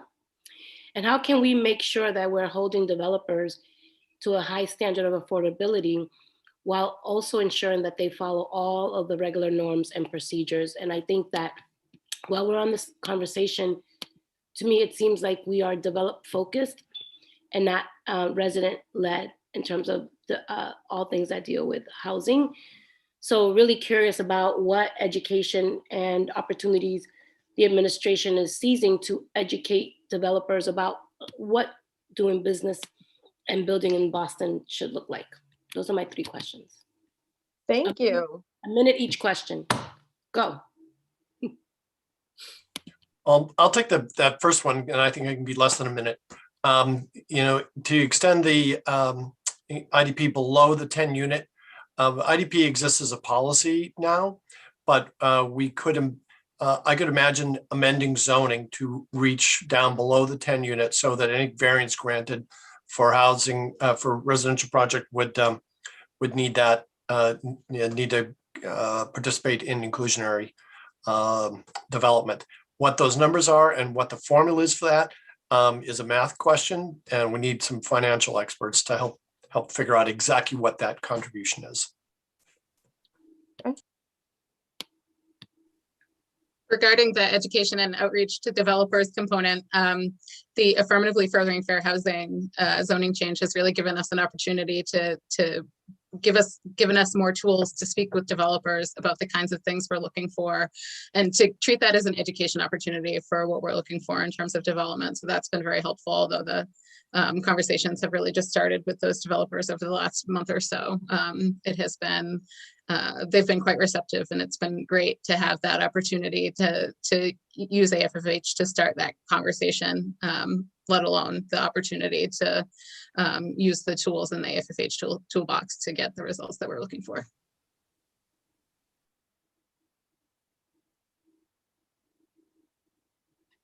If no one else on the administration end wants to answer, I would like to open up my space for maybe Jason. I know you're out here always advocating hard. So sorry. I appreciate that. Sorry. We're done. Okay. I was going to try to utilize my time, but that's all good. Sorry. Yeah. Jason. Yeah. With 40 other folks waiting to speak for the first time. Sorry. You're right. Thank you. But thank you, Councillor Braden, Councillor Sabi George. It looks like Councillor Flaherty's back as well. And again, we have about 40 other people. So. Thank you, Madam Chair. I think, to give credit to the initiative of affirmatively furthering fair housing, I think it has opened up a space in which we can have a conversation with developers. And I know that this past year, when we talked to developers, that is part of the conversation, and making sure that we're considering housing that are family size units. In Alston, Brighton, and also one of the displaced groups that we see in our neighbourhood are artist communities. So they tend to earn less, and so they needed some more deeply affordable units. So in our conversations, we're managing to creep upwards. We're pretty consistently getting up to like 17% of the AMI, occasionally getting a 20%. And we have a project that we're working on at the moment that is hopefully going to deliver even more. So, I think having this, I think there's a new day in Boston where we're able to have a more constructive conversation with developers about more inclusionary units, a bigger spread of AMIs, and averaging it so that you can, instead of just sitting at 70% of area median income, you go lower to maybe 50%, and then maybe up to 100 or 110. So you get a spread of price points that actually makes more people eligible to participate in the program and get access to a more affordable unit that they can afford. So I feel that, we are making progress, but I really, it's sort of a glacial speed, and I really wanted to speed up and make sure that we create more housing opportunities and home ownership opportunities for folks across the city. And that's not a race, more of a statement, but I really wonder, in terms of the conversations that the BPDA are having with developers, like, are you asserting that this is a new day and that we need to, family size units are really important. In Alston, Brighton, we've got 77,000 new units in the last 10 years. Only 3% of them were three bedrooms. So, I really feel, is that the best time? Like, it shouldn't, on a project by project basis, and for us, me as a councillor, to sort of go to bat for this, it's a huge lift.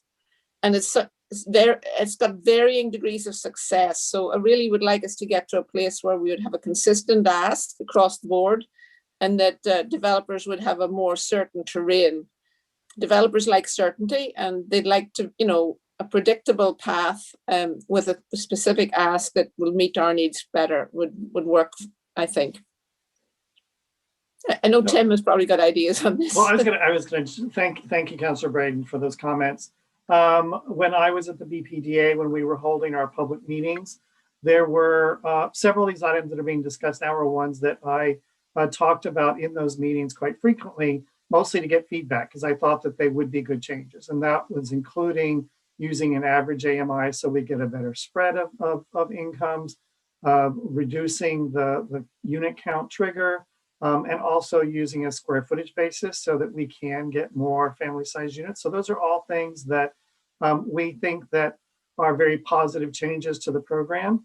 I think that, the ongoing discussion will be what is the exact average AMI and what is the exact percentage of units or square footage. I think that's where there still needs to be continued discussion. But I will turn it over to Michelle McCarthy to say anything about what they're kind of talking with developers about right now. I think most of it would be through the AFFH zoning process, but go ahead, Michelle. Thanks, Tim. Thank you, Councilor Braden.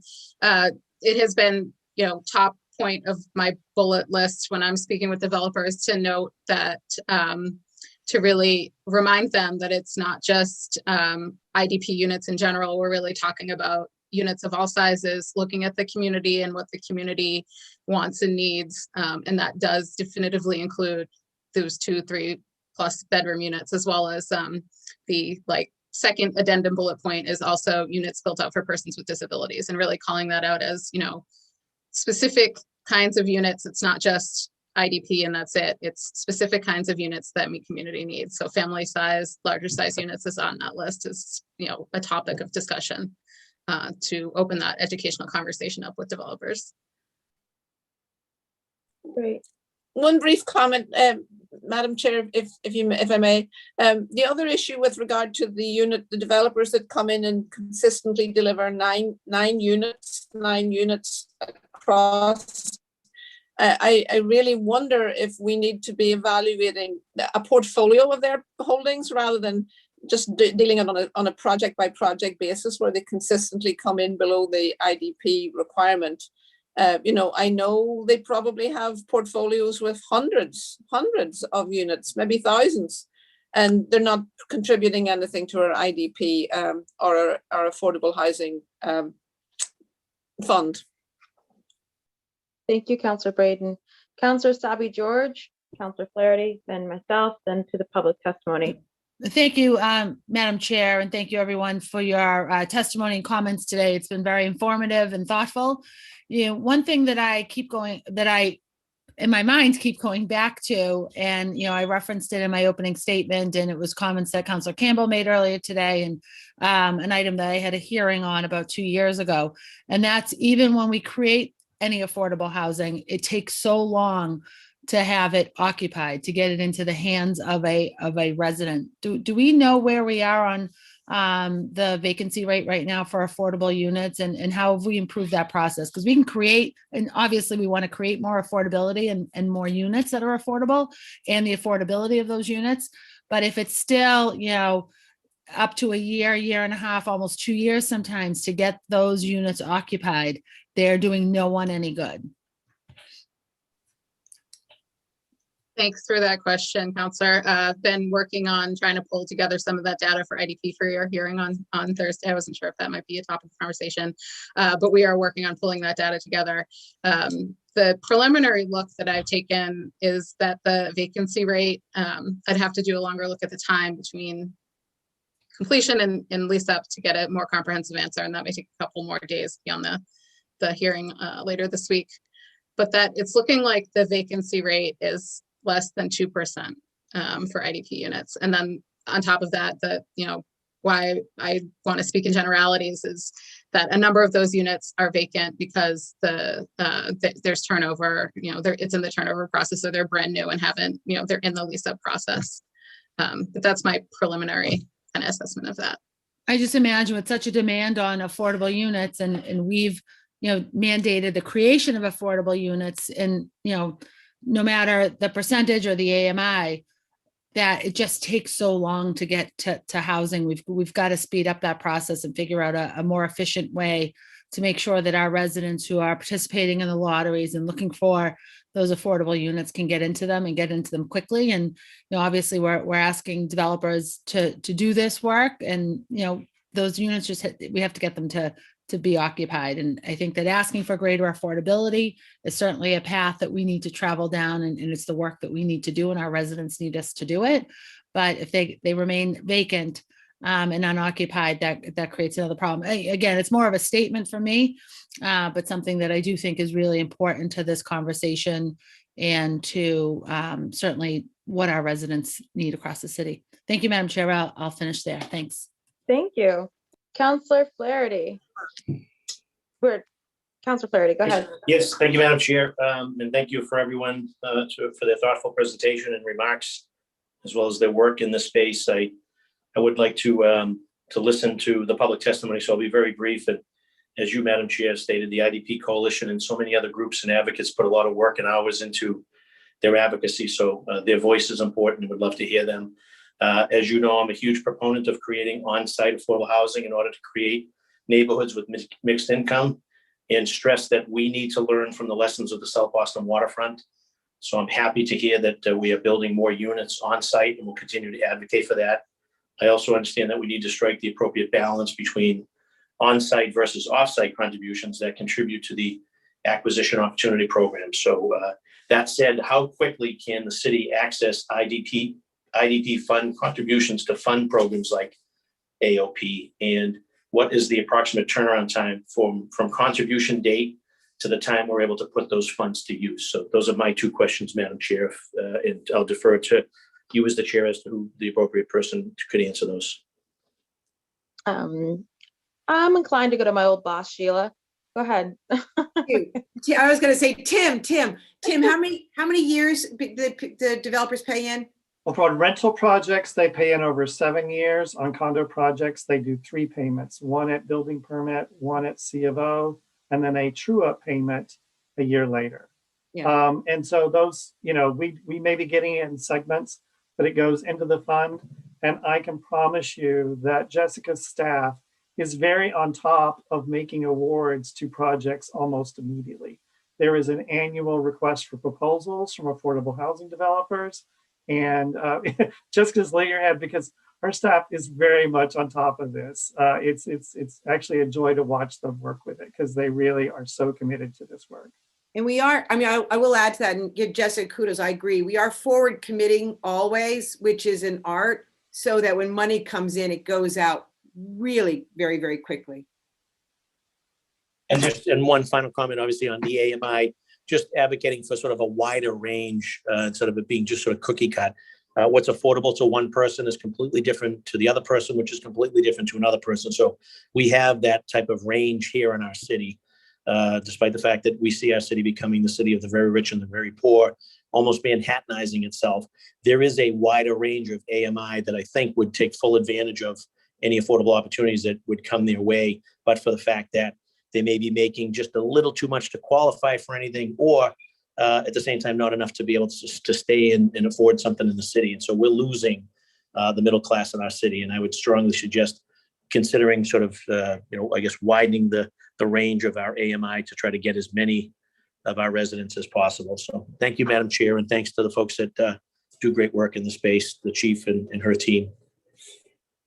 Thank you so much. I'm adding to the list of new words, Manhattanizing. That's the new one I got today from you, Councilor Flaherty. Add that to the mattress address and other things. I just sometimes I just have to make sure I'm catching up because being the senior member on the city council, you're constantly dropping knowledge and new words. So I make sure I keep a list. But couple points. I'm going to get to public testimony, so I'm just going to say some follow-up things that I'd like from the city rather than go through it back and forth. There's several data requests from advocates and from some of my colleagues. So Councillor Flynn has 20 questions or so. We will forward that to the city. Councillor Sabi George has questions about the vacancy rate. Councillor Flaherty just specifically asked about the payment, and maybe we can get where the payments are coming in, where there's any like lag, and and I think Councillor Flynn also wanted to know where majority of the payments are going in terms of development and AOP or so on and so forth. So if we can get that kind of data, I'll add to that. I think one of the questions from the advocates was the racial data of IDP units, if the city has them, where, or, how many Black, Latinx, AAPI folks are in IDP units and where. So that's just some data research that I know you don't have the answers on hand, but I'm putting that out there. Other point to my colleagues, one of the negotiating points that I found very helpful in terms of getting higher affordability and a lower AMI is pushing for developers who are coming into your communities to put in more Section 8. And by that, if they're coming in at the 13%, they're usually very proud of themselves.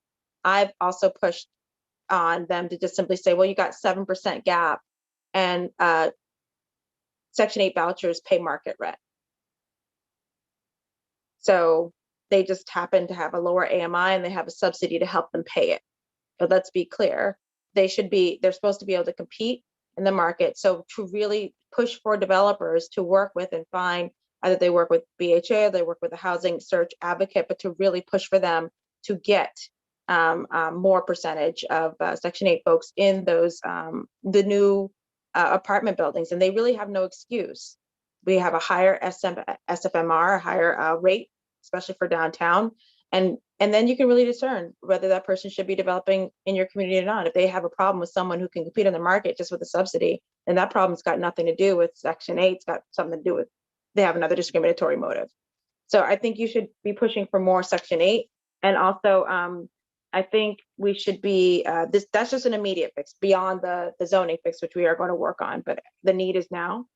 I think I'd love for the city to, at the next time we meet, to give us an update on the voucher program, the city voucher program, specifically to help us make Boston more affordable. I think the other thing the city had been asked about before when we were dealing with credit discrimination was we had discovered some people were denied affordable units because of bad credit. And so that is something that we should be fixing. Obviously, that if, we all know that a lot of people may have they don't have high credit scores because they paid the rent. They didn't pay their other bills. So we don't want the city holding that against folks, or at least those who need the affordable unit. Then in terms of and finally, Councilor Braden, you had mentioned the issue of, or the question of whether we could measure by portfolio instead of building by building, but by portfolio. That marries perfectly with the ZBA reform we pushed for. That specifically is supposed to be enacted by August, where people or developers coming before the ZBA are supposed to disclose who's part of the LLC or who's part of the corporation and the ownership interest. And so that would help us to be able to really hold them accountable. So you'll find that, ABC, LLC, and DEF, and GHI, and so on and so forth, are all owned by me. But you don't know that yet. So you'll be able to see that. So I think that's really key, and working to make sure we have that kind of disclosure. So I just want to let people know those updates and the things that we are asking for. I'm now going to turn it over to public testimony. And we're going to go in order of those who registered beforehand. We have some people who registered and will be using translation. And so wanted to make sure that they were getting ready. I think Evelyn or Aaron might be up, or I'll call a couple folks. So Aaron Chow from CPA, if Aaron's on and is ready to have those two people, I think it's two people will be doing testimony. We do have a Cantonese interpreter, I believe, they will also be providing, or Aaron will be. Is Aaron on? Hi, yes, I will be providing interpretation. I just need to call the folks because Oh, no they've been problem. waiting for a while. Thank you. All right, Erin, do you mind if I go to a couple folks while you're making your phone calls? Thank Okay, you. great. Up next is John Walkie from East Boston. And then we have Francesca Di Alessandro and Julio Nunez.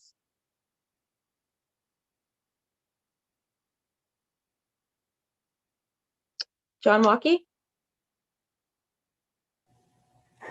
Thank you very much. Can you hear me okay? Yep. Okay. My name is John Walkie. I live in East Boston at 63 Putnam Street, and I work at an organization called Green Roots, which works with the communities of East Boston and Chelsea on environmental justice issues. And I had submitted some slides. We don't have to look at them, but they're sort of for your the city councilors' edification. We've talked, never one to pass up an opportunity to beat on a dead horse. We talked extensively about area median income, and I think Markeisha and Jason, I believe, both mentioned about the communities that are included in that area. And I included for you all a map of what that gerrymandered looking district is. And it's interesting to note that it includes places like Seabrook and Southampton, New Hampshire, but it doesn't include Brockton or Lawrence or Lowell. It basically includes of the top 20 wealthiest municipalities in Massachusetts, there's only 2 communities that aren't in this area. And of the bottom 20 poorest communities in Massachusetts, there's only 3 that are included in this area. So it's almost, you couldn't design a more appropriate or effective, basically like a laundry wringer to wring out poor people. If you keep using like this AMI measure, we are going to little by little keep pushing people out of the community. In those slides I submitted, there was a comparison of looking at the Boston AMI for a household, and then looking at the Massachusetts median household income, which is lower than that by quite a bit, the Boston median income, and then the East Boston household median income, which is less than half of what the Boston AMI is. So obviously, if you keep going with 80% of the AMI or 70% of the AMI, you're going to keep getting more and more just wealthy people being able to afford to live in a neighborhood, and that's going to drive the AMI up. So it really doesn't make sense to use that. And in much the same way that there was a lot of big pushback against President Biden's, not pushback against the money, but not too much kudos in terms of the American Rescue Plan using the Community Development Block Grant formula. So relying on the federal government's formulas for deciding how policy rolls out locally really is a bad idea. And as long as we have to keep translating what AMI means to local residents where the local development is happening, why don't we just use the local area median income? And then when you need to talk to the feds, translate it for them as opposed to the other way around. I think we should be using Boston's area median income, and for a development in a given neighborhood, whether it's East Boston or Chinatown or Allston Brighton, we should be using the area median income of that neighborhood. Just want to support everything that's been said by the different advocates who know this stuff far better than I do, and would close with just echoing what Councilor Braden said and what you just reiterated, Councilor Edwards, about looking at the portfolios of the developers. And in fact, going down to the ZBA meetings and seeing what is being proposed will give you a good idea of how certain developers are dodging their commitments. And I would also caution against having any sort of affordability or policy mechanisms that hinge upon people getting variances, just because with all this planning process, we're hoping we get to a point where, Christine and others on the Zoning Board of Appeals, that their job gets really boring and they don't have such a huge list of variances coming to them because none of these variances are actually hardships. So hopefully in the future, when the new zoning for the different neighborhoods takes place, we won't need to have so many variances, and you shouldn't have affordability hanging on a variance being given. And also to look at one of those variances that's almost always being used is floor area ratio. So as we move forward and we start talking about looking at square footage for affordability, just caution on that, and just make sure that we don't end up with people being in sort of Tokyo-sized, like little coffin boxes that people are living in as studio apartments, and saying, well, there's your affordability. We need to make sure that we are having quality housing for the residents who are here now, and accommodating the people who want to come into our neighborhoods as well.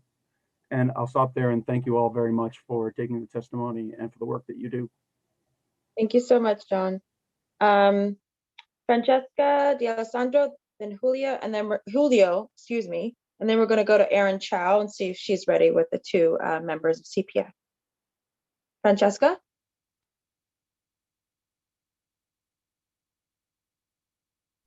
Madam Chair, we have a Francis listed with several numbers afterwards. I'm not sure if maybe that's Francesca. You know, just for folks' sake, it makes it harder for us to run in an order if we don't have your full name. So I'm gonna, maybe Francesca or Francis can ping one of us offline to let us know what order you're in or what organization you're with. And because we have a Francis, actually, no, we have another Francis. So I think it's, I don't know if Francesca is on. We're gonna go to Julio Nunez. Hi, my name is Julio Nunez, and today I will be answering a couple of questions. The first question is why affordable housing is important in the crisis. So affordable housing is important in the crisis because some people in the back of their head have the fear and the thought of, hey, one day I cannot pay my rent because I'm not working because of COVID.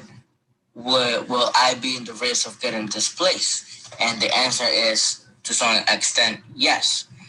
You know, some people, which mean us, the community, we shouldn't go through even that thought in our mind, you know. Affordable housing is built to help people that cannot afford to live in a luxury apartment because they don't make enough. People in our area only make $20,000 to $30,000 tops a year. Some of them only can make up to $25,000. And that's also one of the reasons why, once again, it's important to have affordable housing. The next question is, what is wrong with the current IDP plan? So you guys are only giving us 13%, and that's never enough, you know? Us in the community, I feel like you guys are building for people that makes thousands and thousands of dollars, and with probably with an AMI of 70%, and that's not right, you know? We should have a minimum of 33% affordability. That way, we can give the opportunity to people that cannot make that much money so they can have a place of their own to call home. Thank you. Thank you very much. We're going to go back to Erin now, see if Erin is available. Hi, yes. Hi, everyone. My name is Erin Chow, and I'm with the Chinese Progressive Association. I'm actually here just to interpret for a Chinatown resident. Her name is Miss Choi Lee Chen. Choi Lee 姐啊，你而家可以講。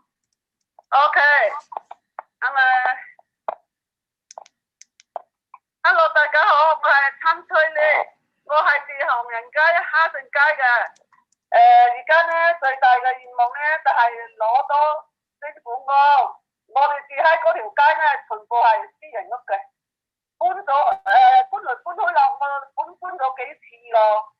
喺哈順街嗰條街搬咗好多次咯。至101嗰陣時咧。嗰個屋主咧就叫我搬走咯，搬來搬去都係搬緊嗰條街，冇辦法啦。我而家咧同人住埋一齊嘅，同人哋分數。我而家咧政府屋通知我攞咧都係俾1300幾個屋都俾我邊度住得起啊？我住唔到啊！我哋兩夫妻咧住喺呢度係同人哋分數嘅，好難啊！而家我哋兩個啊。好想有自己嘅咯，但係申請好多年咯，冇辦法申請得到啊。因為咧，我哋好想有呢啲嗰啲平價屋出嚟，等大家咧可以自我平價咯。唐人街咧，大多數咧係過流大廈咯。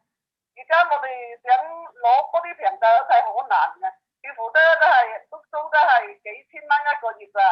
我哋咧人咧低收入嗰啲咧就係住唔起嘅。我哋好想有自己一個家，但係冇辦法。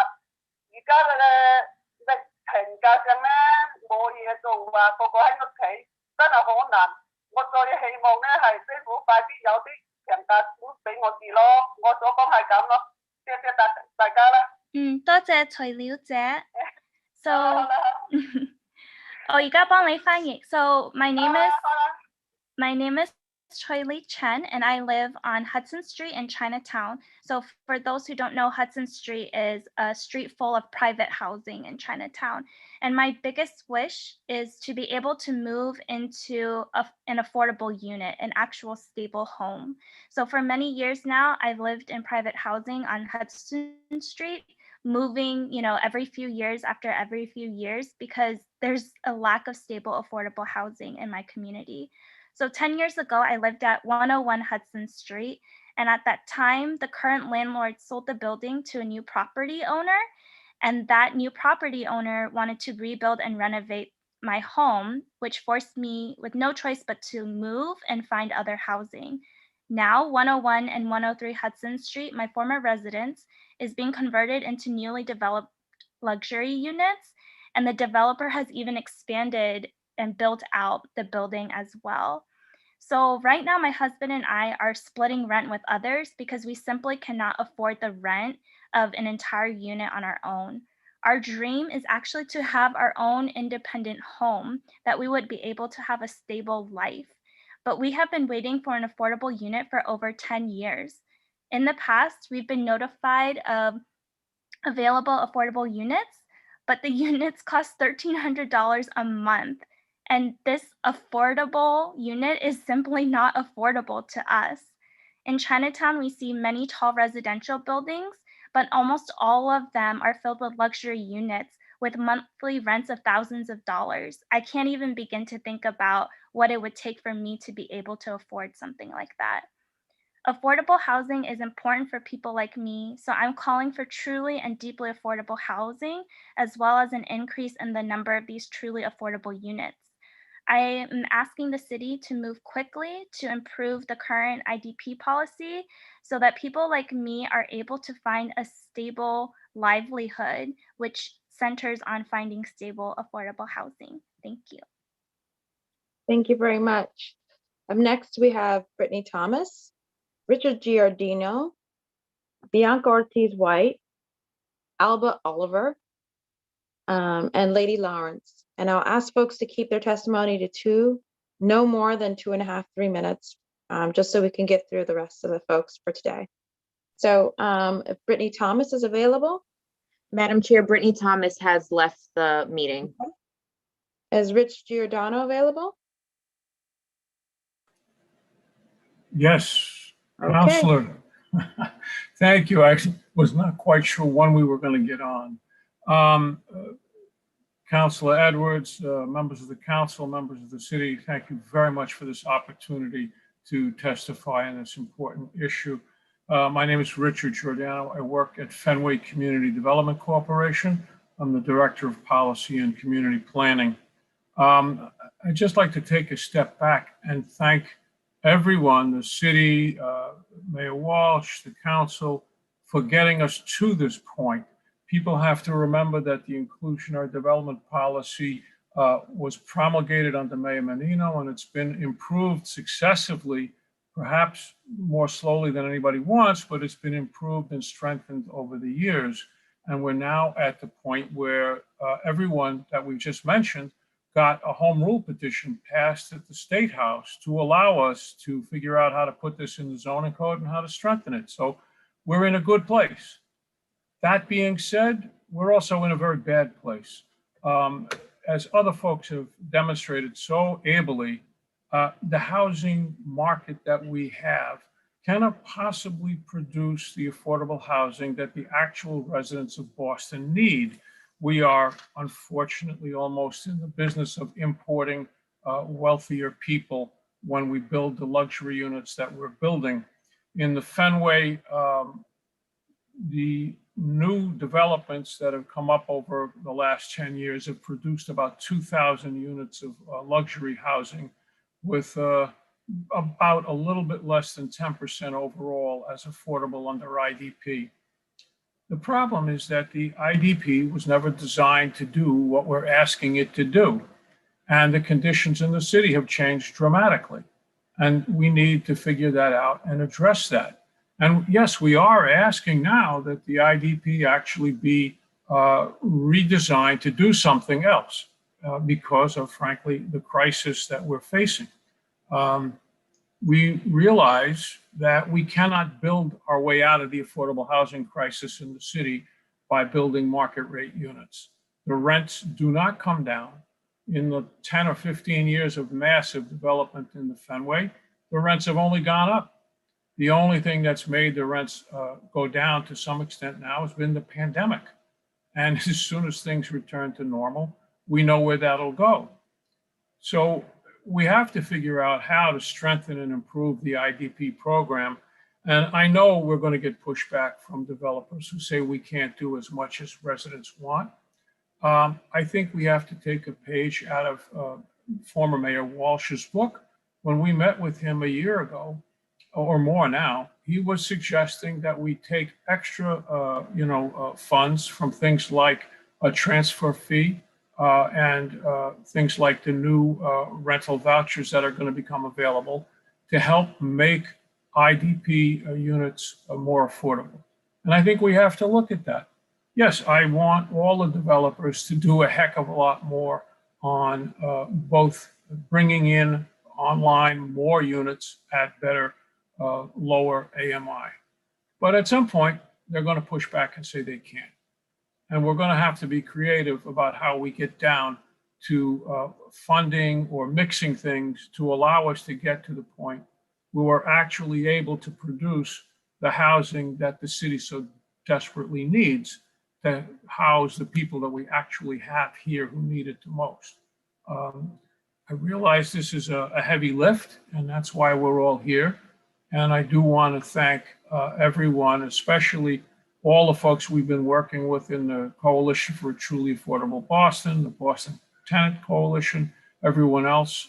We're all here to work together. And we have to really come up with some solutions to be able to address this. And of course, obviously. Thank you. Thank you. Thank you. Bianca Ortiz. Bianca has left the hearing, Madam Chair. Alba Oliver.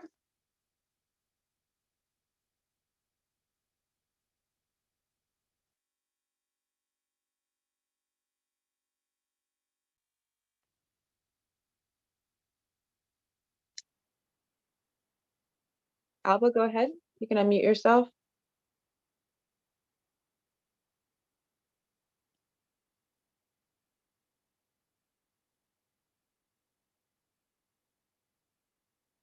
I see Alba.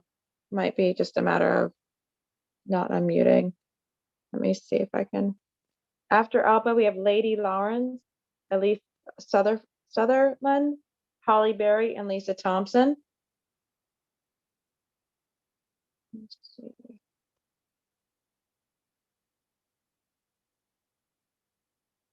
Alba, I'm asking you to unmute. Okay. Well, we'll go to Lady Lawrence.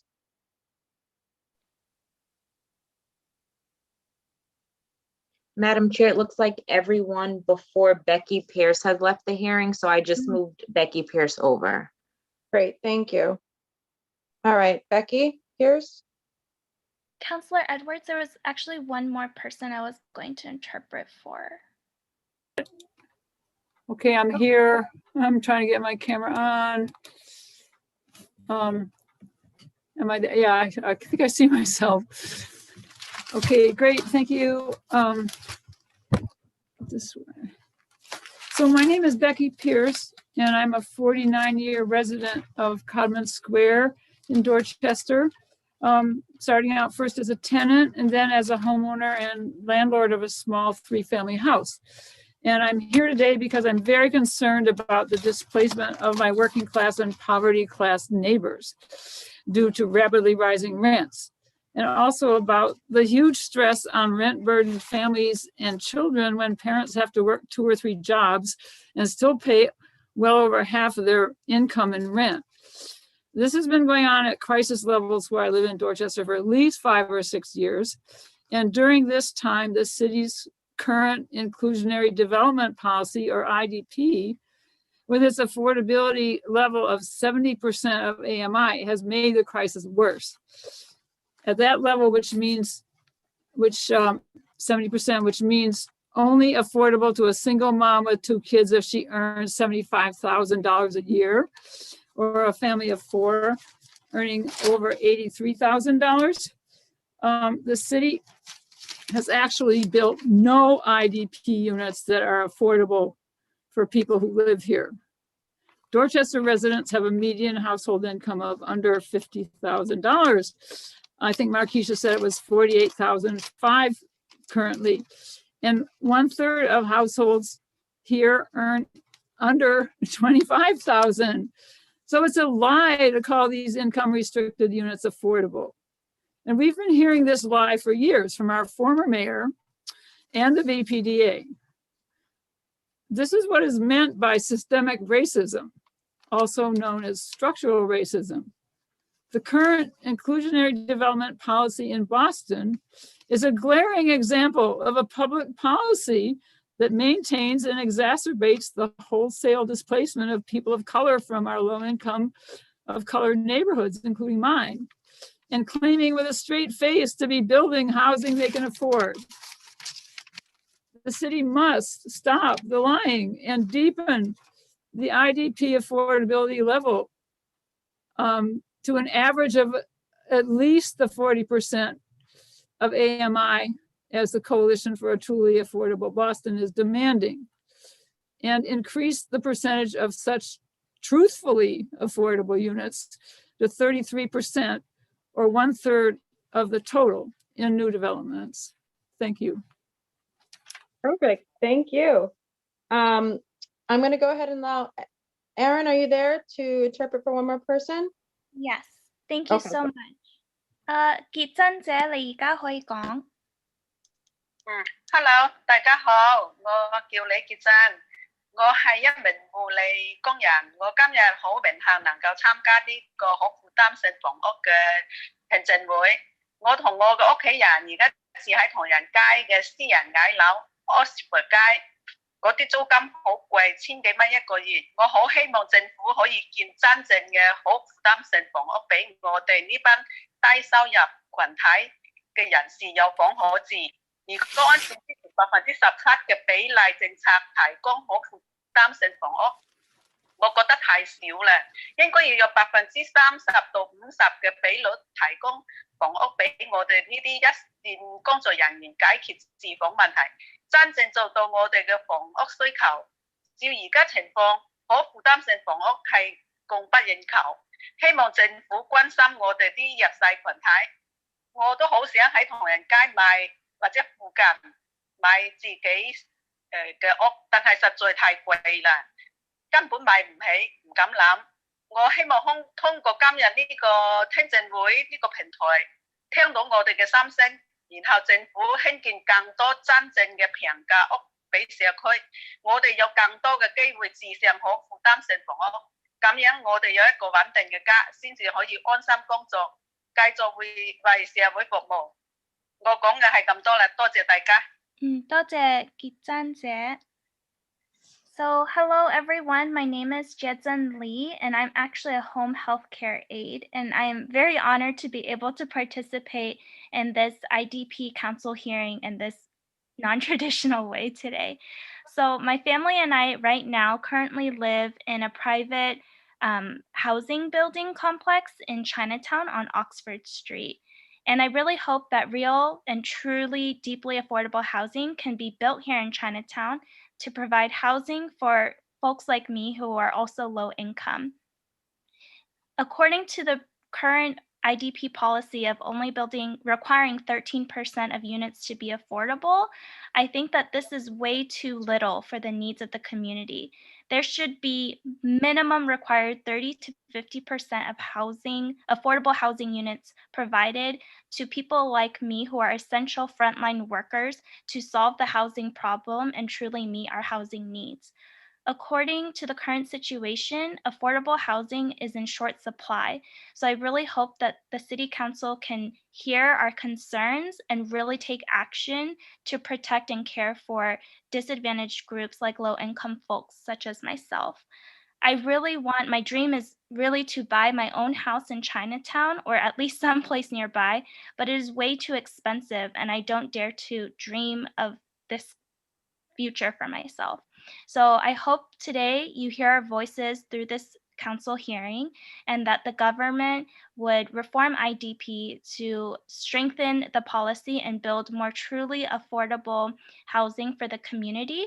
So we have more opportunities to live in stable housing so that through a stable home, we can also work with a peace of mind and continue to provide services that our community needs. Thank you, everyone. Thank you very much. I'm going to name some names who may not be here, but I did want to acknowledge that they did sign up.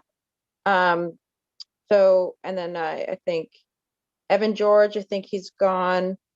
Chick Byrne is gone, I believe. Samantha Montano from JPNDC, CTAB Coalition. Lois Elisa. And then Meredith Levy, who is here, Executive Director, Boston Neighborhood Community Land Trust. I don't know where, oh, I see Chick is here. Pam Coker, Hillary Pizer. Okay, so I'm gonna go ahead and start with, I think, Chick, who is up next. And then we'll go from Chick to. Hello? Hi, sorry, can you hear me? Sorry, Okay, who's sorry speaking? about that. So my name is Meredith Levy with Boston Neighborhood Community Land Trust. Before you go, Meredith, I was just saying we're going to start with Chick, who is in line, who is here, and then you. Thank you. My name is Chick Byrne. I'm a resident of West Roxbury, and I'm testifying in support of truly affordable standards for the IDP.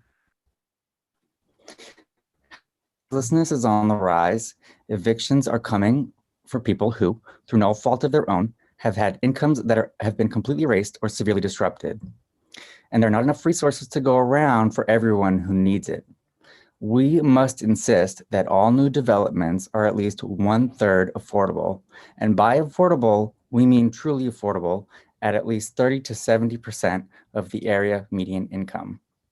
Additionally, these affordable units must remain so in perpetuity. The people being displaced and priced out are often the ones who earn the least and have the most to lose. The huge number of luxury buildings going up already have a large number of empty units. Meanwhile, low-income families and individuals are displaced and provided with few options.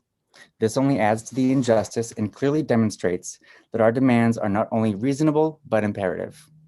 I'll share part of my own story of the effects of housing insecurity and the result it had on my health. 10 years ago, I lost my housing. As a result, I had to live out of doors for 5 months. During that time, I would often trade sex for a safe place to live for a couple of nights. 5 months later, I tested positive for HIV. My experience is far from unique, and in fact, it is all too common. The lack of affordable housing has real and harmful effects. We cannot allow developers to outweigh the health and lives of our friends and neighbors. Thank you. Thank you so much. Thank you for also being vulnerable enough to tell us that story. I think you speak for a lot of people. And I really appreciate you giving a voice and face to that. I hope you'll continue to participate in our working sessions and conversations and continue to elevate that voice. Thank you, Chick. Meredith.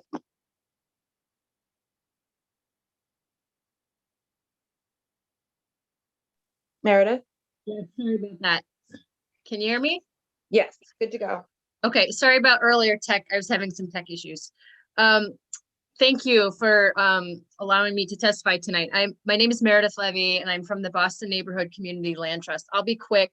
I really support all the points being made forward, particularly about raising the IDP amount to a third and deepening the affordability level. So if we could get to that average of 40%, that would be amazing. I can speak on behalf of the Land Trust that having additional resources from the city to enable us to purchase properties and then to keep people in their homes goes a long way towards prevention so that we can avoid crises like we're having today by having the resources now to be able to acquire properties and keeping people housed and keeping the affordability in perpetuity. Specifically, I also want to give a shout out to the IDP because we, as a land trust, we started as COHIF, a different organization that was able to prevent foreclosure and keep people housed. And we are small. We have 15 units. 5 of those we were able to acquire through IDP and through offsite. One of the remarkable things about IDP is its flexibility. And I do want to speak, even though the on-site requirement is, having on-site is very helpful. There is a value, there's definitely a big value to doing the off-site as well. The IDP program, the design of it is flexible. You can get into different corners and niches in ways that other programs you can't. So I would urge, as we revise IDP, I would urge us to think about those off-site formulas to encourage ways to make use of that. So for example, if we can lower the limit so the threshold isn't 10 but lower, when you have odd numbers and there's like leftovers, that money from IDP, if it can use for offsite, we can try to get into parts of our community and neighborhoods with additional resources so that in timely ways, we're able to stabilize the housing in the neighborhoods. So that's all I wanted to say. Thank you so much for giving me the opportunity. Thank you so much. I think I had mentioned Pam Coker and Hillary Pizer, but also who is here, Erika Pérez. I'm sorry, Eric, I'm not sure how to pronounce your last name. And then I also have Rita Laura, who I think is not here anymore, Lydia Lowe, who is here, and Gabriela Cartagena, who I believe is here. Is that me? Gabriela CLVU is her attendee name. Go ahead, Eric. Hi, Councilor Edwards. I also want to express my appreciation for your hosting this meeting. Inclusionary zoning is a perennial and difficult topic with a lot of opinions. And it's a super important one for us to be talking about. I am a little concerned. I feel like the problem is it's kind of like the main tool in our toolbox here. I'm sort of paraphrasing something Ms. Dillon said earlier, but I think this is pretty important, which is that, it's because it's the main tool we have to deal with affordability. We're kind of pushing on it as hard as we can to solve our main affordability problems. And I kind of want to put some numbers out there, which is that, somebody earlier commented that San Francisco hadn't done anything to hurt their housing construction through inclusionary zoning. And as a matter of fact, last year we built about 2,300 deed restricted units in Boston, which is not enough, but San Francisco built 233 and they have twice as many people. Their program is much more aggressive than ours. So there's probably some middle ground for us to get to there, but I think it's important for people to understand that there is an almost direct relationship between how high we push the percentage and how few projects become permissible. And I don't want to be entirely negative about this because I actually think there are some things we can do to make the program more useful. And the number one thing that comes to mind for me is that we need to, rather than lower the threshold, which I think, if you make it 8 units or 7 units, you're just going to get a lot of 6-unit projects. people are avoiding these thresholds because the costs associated with the project increase dramatically when they cross them. And it's like, we're basically made it the hardest to build the projects we most want to see. So to me, I think if you want to push for 33% affordability, that would make it the highest number in the country. I think it's important for people to understand that. No one's ever actually achieved a number that high. But I think in theory, it's possible if you're willing to say, basically, if somebody builds with that level of affordability, they can build with absolutely no zoning restrictions whatsoever, which is to say no parking limits, build as tall as they want, build as much of the lot as they want, and do not require a year-long Article 80 review process. I think anything short of that, and you're absolutely just going to see people dodge whatever new requirement you put in place. And I want to point out Cambridge just enacted its own 20% inclusionary program, and it's actually built no units yet. There are a few in the pipeline, but April 2017, and there hasn't been anything that's come online. So the possibility that we create something that actually doesn't build any affordable units is extremely real. And I think that we have to be very mindful of that. I also just want to really quickly point out for people paying close attention to this, pay very close attention to the difference between household and individual median income, because I've heard a lot of people mix it up. And part of the thing I'm worried about is that if we set this threshold to 50%, you're actually exempting a lot of Boston households here, because the median Boston household income is about $75,000 a year. It's actually $71,834. So just keep that in mind if you're asking for us to stop building 70% units. Those are, 70% is a cutoff. The actual rent in a 70% AMI unit is a third of the monthly income of somebody making about $53,000 a year. So anyway, I appreciate that we're doing this hearing. This is a really important issue. I hope that you host more of them. Thank you. Thank you, Eric. I think we had Lydia Lowe.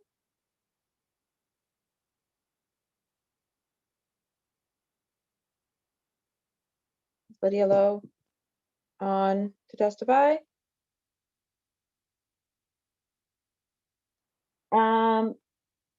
If Lydia is not here, then Gabriela Cartagena. Okay. Okay, who's here? Thank you. Oh, Lydia's here. Okay. So I don't want to repeat a lot of what other people have said. I support the efforts of the coalition in seeking to increase the percentage of affordability, deepen the affordability, et cetera. But what I wanted to focus on, similar to Meredith, was the question of IDP offsite, because I feel that while it's understandable that we want to prioritize building affordable units within new developments, there is also an importance to the offsite IDP program, because it can be a creative method for us to advance what might be otherwise challenging affordable housing projects.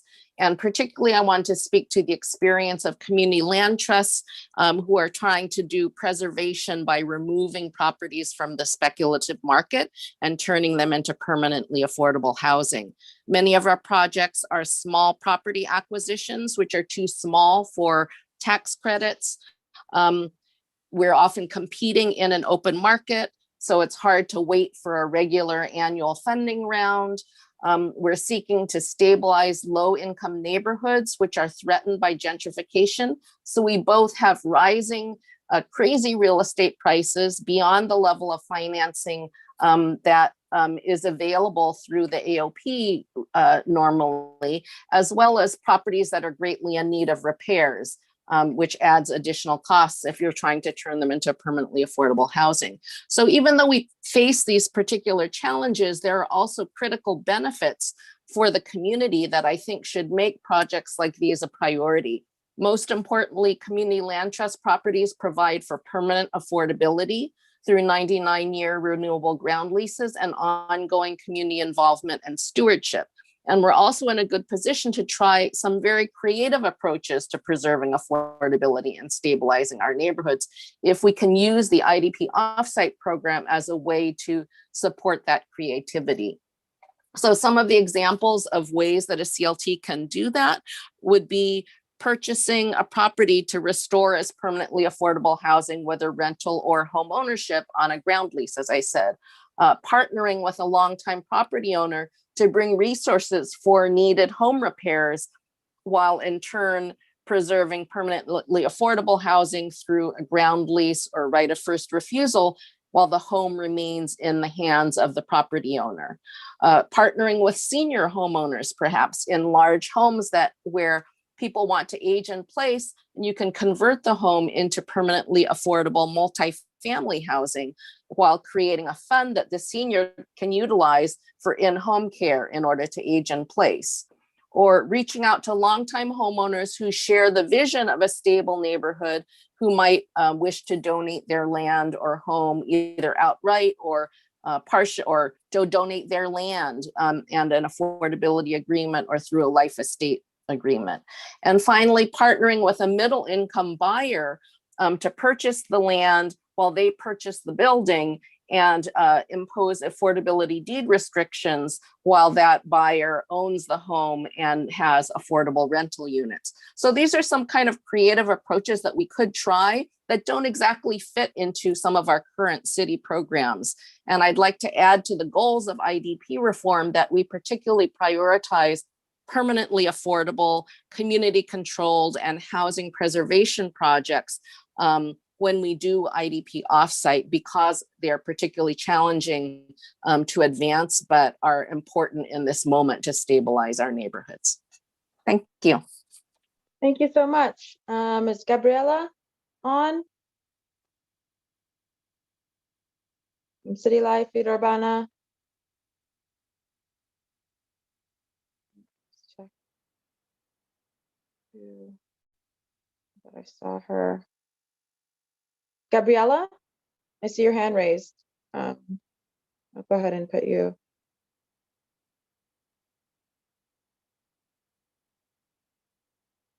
To be good to go. Gabriela? Can you hear me? Great. Awesome. Well, just wanted to quickly introduce myself. Hey, everyone. My name is Gabriela, lifelong East Boston resident, and come from a working class immigrant family and community organizer with City Life Vida Urbana right now. And, I just kind of want to reiterate, I'll try to be quick, but I just really want to reiterate the importance of lowering our AMI to not just an average of 40%, but really considering 30 to 40% average of AMI for these IDPs. The current 70 to 100% AMI is honestly a systematically dividing classes and races from each other, systematically racist. We see here in Boston, facts that I'm sure you all already know, right? The net worth of the Black family is $8. Meanwhile, white family, $247,000. And just with those basic facts alone, like there's no reason why the city of Boston should still have a cutoff of 70% AMI for these units. And it's it's systematic racism, and just knowing that 67 of all Boston evictions are occurring in census tracts where the majority of all residents are people of color, even though only 45% of all Boston rental housing is located in those neighborhoods, right? And I also just want to recognize Lydia's amazing work around writing and passing AFFH, and really using AFFH to pair with IDP and use AFFH and its options to obtain these lower AMIs in these developments by working with BHA, prioritizing the voucher program, Section 8, being creative with subsidies to make more permanently and more affordable units across the city of Boston, right, that are attached to the units, right? And right, I think through that potential creativity, like we could start, we could prevent developers who have millions of dollars behind them from using petty arguments that say that their expenses are too high to provide these more affordable units, and to also give that leeway for CDCs and these other means of social ownership to also provide units that are more affordable to our working class and to our working class communities here in the city of Boston. And I also do want to recognize that during the hearing, I heard someone from DND say that the BPDA halted ever since the state of emergency, which I just want to call out because ever since this year started, we've been seeing a spike on no-fault evictions and unrecorded evictions in neighborhoods where gentrification is rampant. In East Boston, for example, in Mattapan, where we're seeing landlords evicting no fault so they can sell their buildings empty or empty those buildings to start building for luxury reconstruction. And we're seeing those same developers like Fernando de Flor, Ricky Bellevue, who hide behind many LLCs like Evo Capital, Growth Properties, right? Who are buying up naturally affordable housing, right? They're buying up natural affordable housing and reconstructing them for luxury rental condo reconversions, right? Which is done through the infamous process of no-fault evictions, right?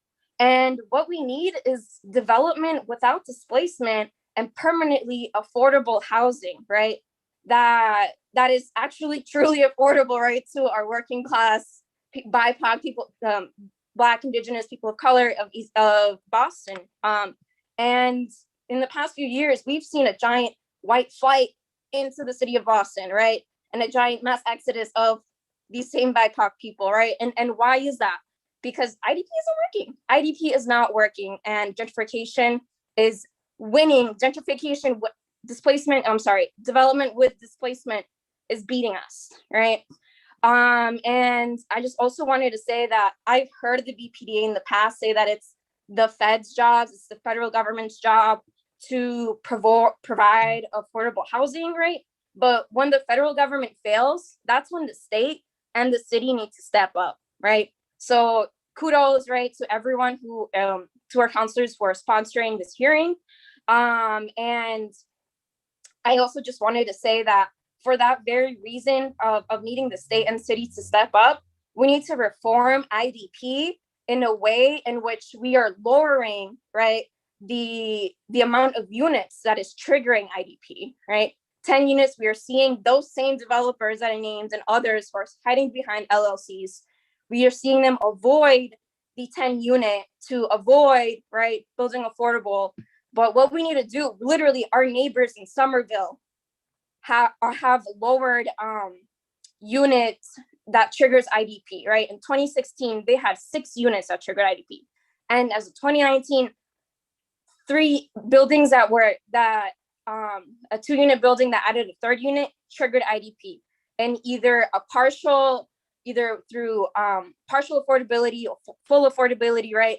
And we just need to recognize how close Somerville is to us and how Boston has not implemented this, has not changed, right? The amount of units that is triggering IDP, right? We saw Mayor Walsh raise 12% to 13%. That is not what the grassroots have been demanding. We've been demanding 30% and even 15% for years, right? And if Boston City councilors and if Boston City councilors and if the Boston mayor really prioritize people over profit, right?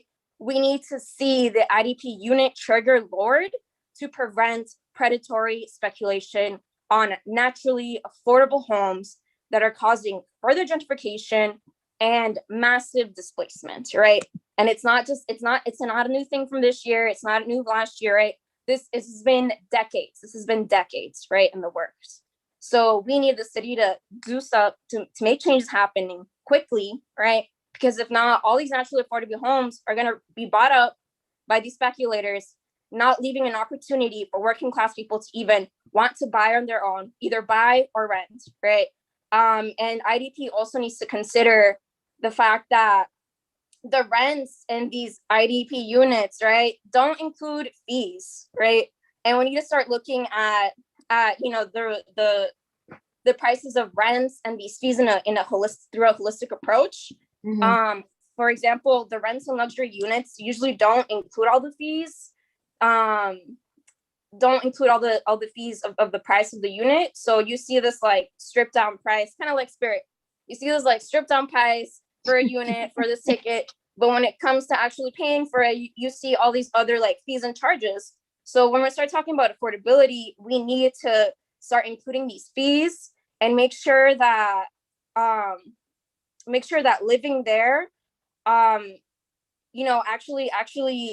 living in these luxury units actually includes the prices of not just the rent, but also the fees when we're considering lowering the AMI, right? That AMI minimum for these IDP units. And I'll end there. Thank you so much. Thank you. Thank you so much. And we did actually bring up the realtor fees, the finder's fees, all those things that get baked in. And kudos for the comparison to Spirit. I'm going to use that going forward. I bust a laughing. It's kind of like Spirit. They get you in there, they hit you, whatever. Anyway, we'll talk offline. So I have 2 more people who are signed up. It looks like, that are still here. So I'm going to call on them. Thank you so much to speak. I will not be going through for other folks who have already spoken again. Unfortunately, it's folks are exhausted. And just to also thank, there's a quiet, hard-working group of people called Central Staff and our interpreters who are also into hours of hearings. So thank you so much, but that's why I'm going to go just to the next 2 people who signed up and have them speak so that they can also go and see their families. So we have Samantha Montano, who I actually called earlier, and Dot Not for Sale, and that is it for those who signed up. So Samantha and then Dot Not for Sale.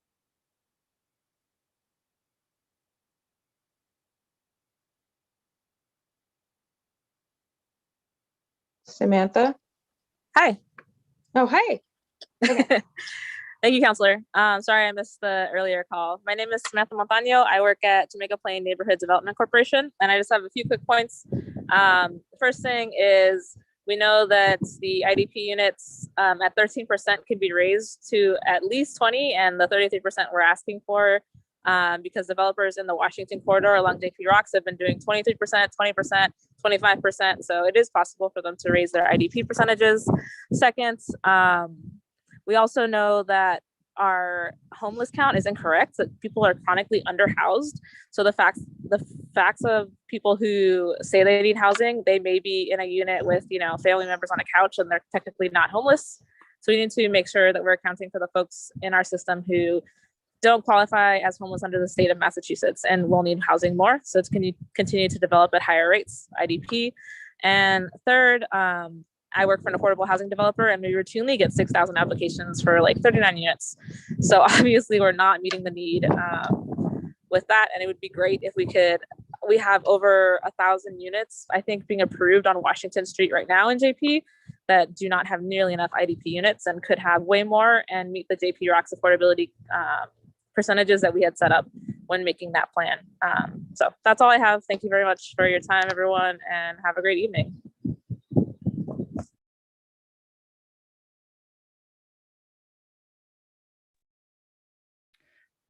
Good evening. Is it my turn? Madam Chair, you're muted. I said, I'm sorry, Dot Not for Sale. Great. Sorry about that. My name is actually Lori Hurlebaus. I am a member of Dot Not for Sale, and apparently I'm on the Zoom account.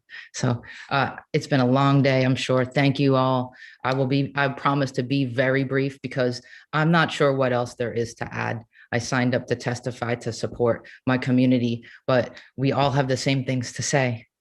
We're being driven out of our neighborhoods. The affordable housing, quote unquote, affordable housing that's being built isn't enough. So enough is not required, and it's actually not affordable. I'm not sure what else to say. We could have hours and hours and hours and hours and hours of testimony for weeks, and most of us will tell you the same thing. We don't want to be pushed out of our community. People are. We're asking you to be bold. No, we're not asking for this to be the only solution, but it is a very important tool, and it is woefully inadequate right now. It's not meeting the needs of our community. And to speak specifically to the AMI, no one's saying we shouldn't have any affordable units at 70% AMI. We're saying that should not be the average, that we need to hit those 30%, 40% AMI. We need to build housing that's affordable to the residents in our community now. That's simply it. The numbers are too low. So thank you for your time. I just want to express the urgency. We've been working on this for years. This should have been changed years ago. We now have a real opportunity in this crisis that has been a crisis for years, but in the crisis of the pandemic has exposed even more. Do we want to build, a community and build housing that can sustain us through even deeper crisis? Do we want to keep people in our neighborhoods? It's, we're asking you to take a stand, all the city councilors, mayor, please, we need this now. Thank you very much for your time. That's it. Thank you. With that, I think we're done with public testimony. For folks who want to submit comments, they will become part of the record. And again, this is the beginning of the conversation with the goal, the very real goal of setting a new policy, passing a new policy, increasing our IDP, lowering the threshold, and absolutely making sure that we are codifying what we fought hard to even get the power to do, which is really making sure that we have an inclusive Boston. And so that is the absolute goal. That's the reason why we started this. We want to make sure it was centered and grounded in folks from the community. I want to thank everybody who came and spoke today. Again, we will continue to have conversation, and we will notify you folks for the next working session. And then when we get a draft, and a draft zoning amendment to do this, we expect everyone to be back to get to work. Thank you so much for your time. Thank you to the administration, and thank you to central staff, and 1,000 thank yous to our interpreters who are still here working extremely hard to make sure that this hearing is inclusive. So thank you all.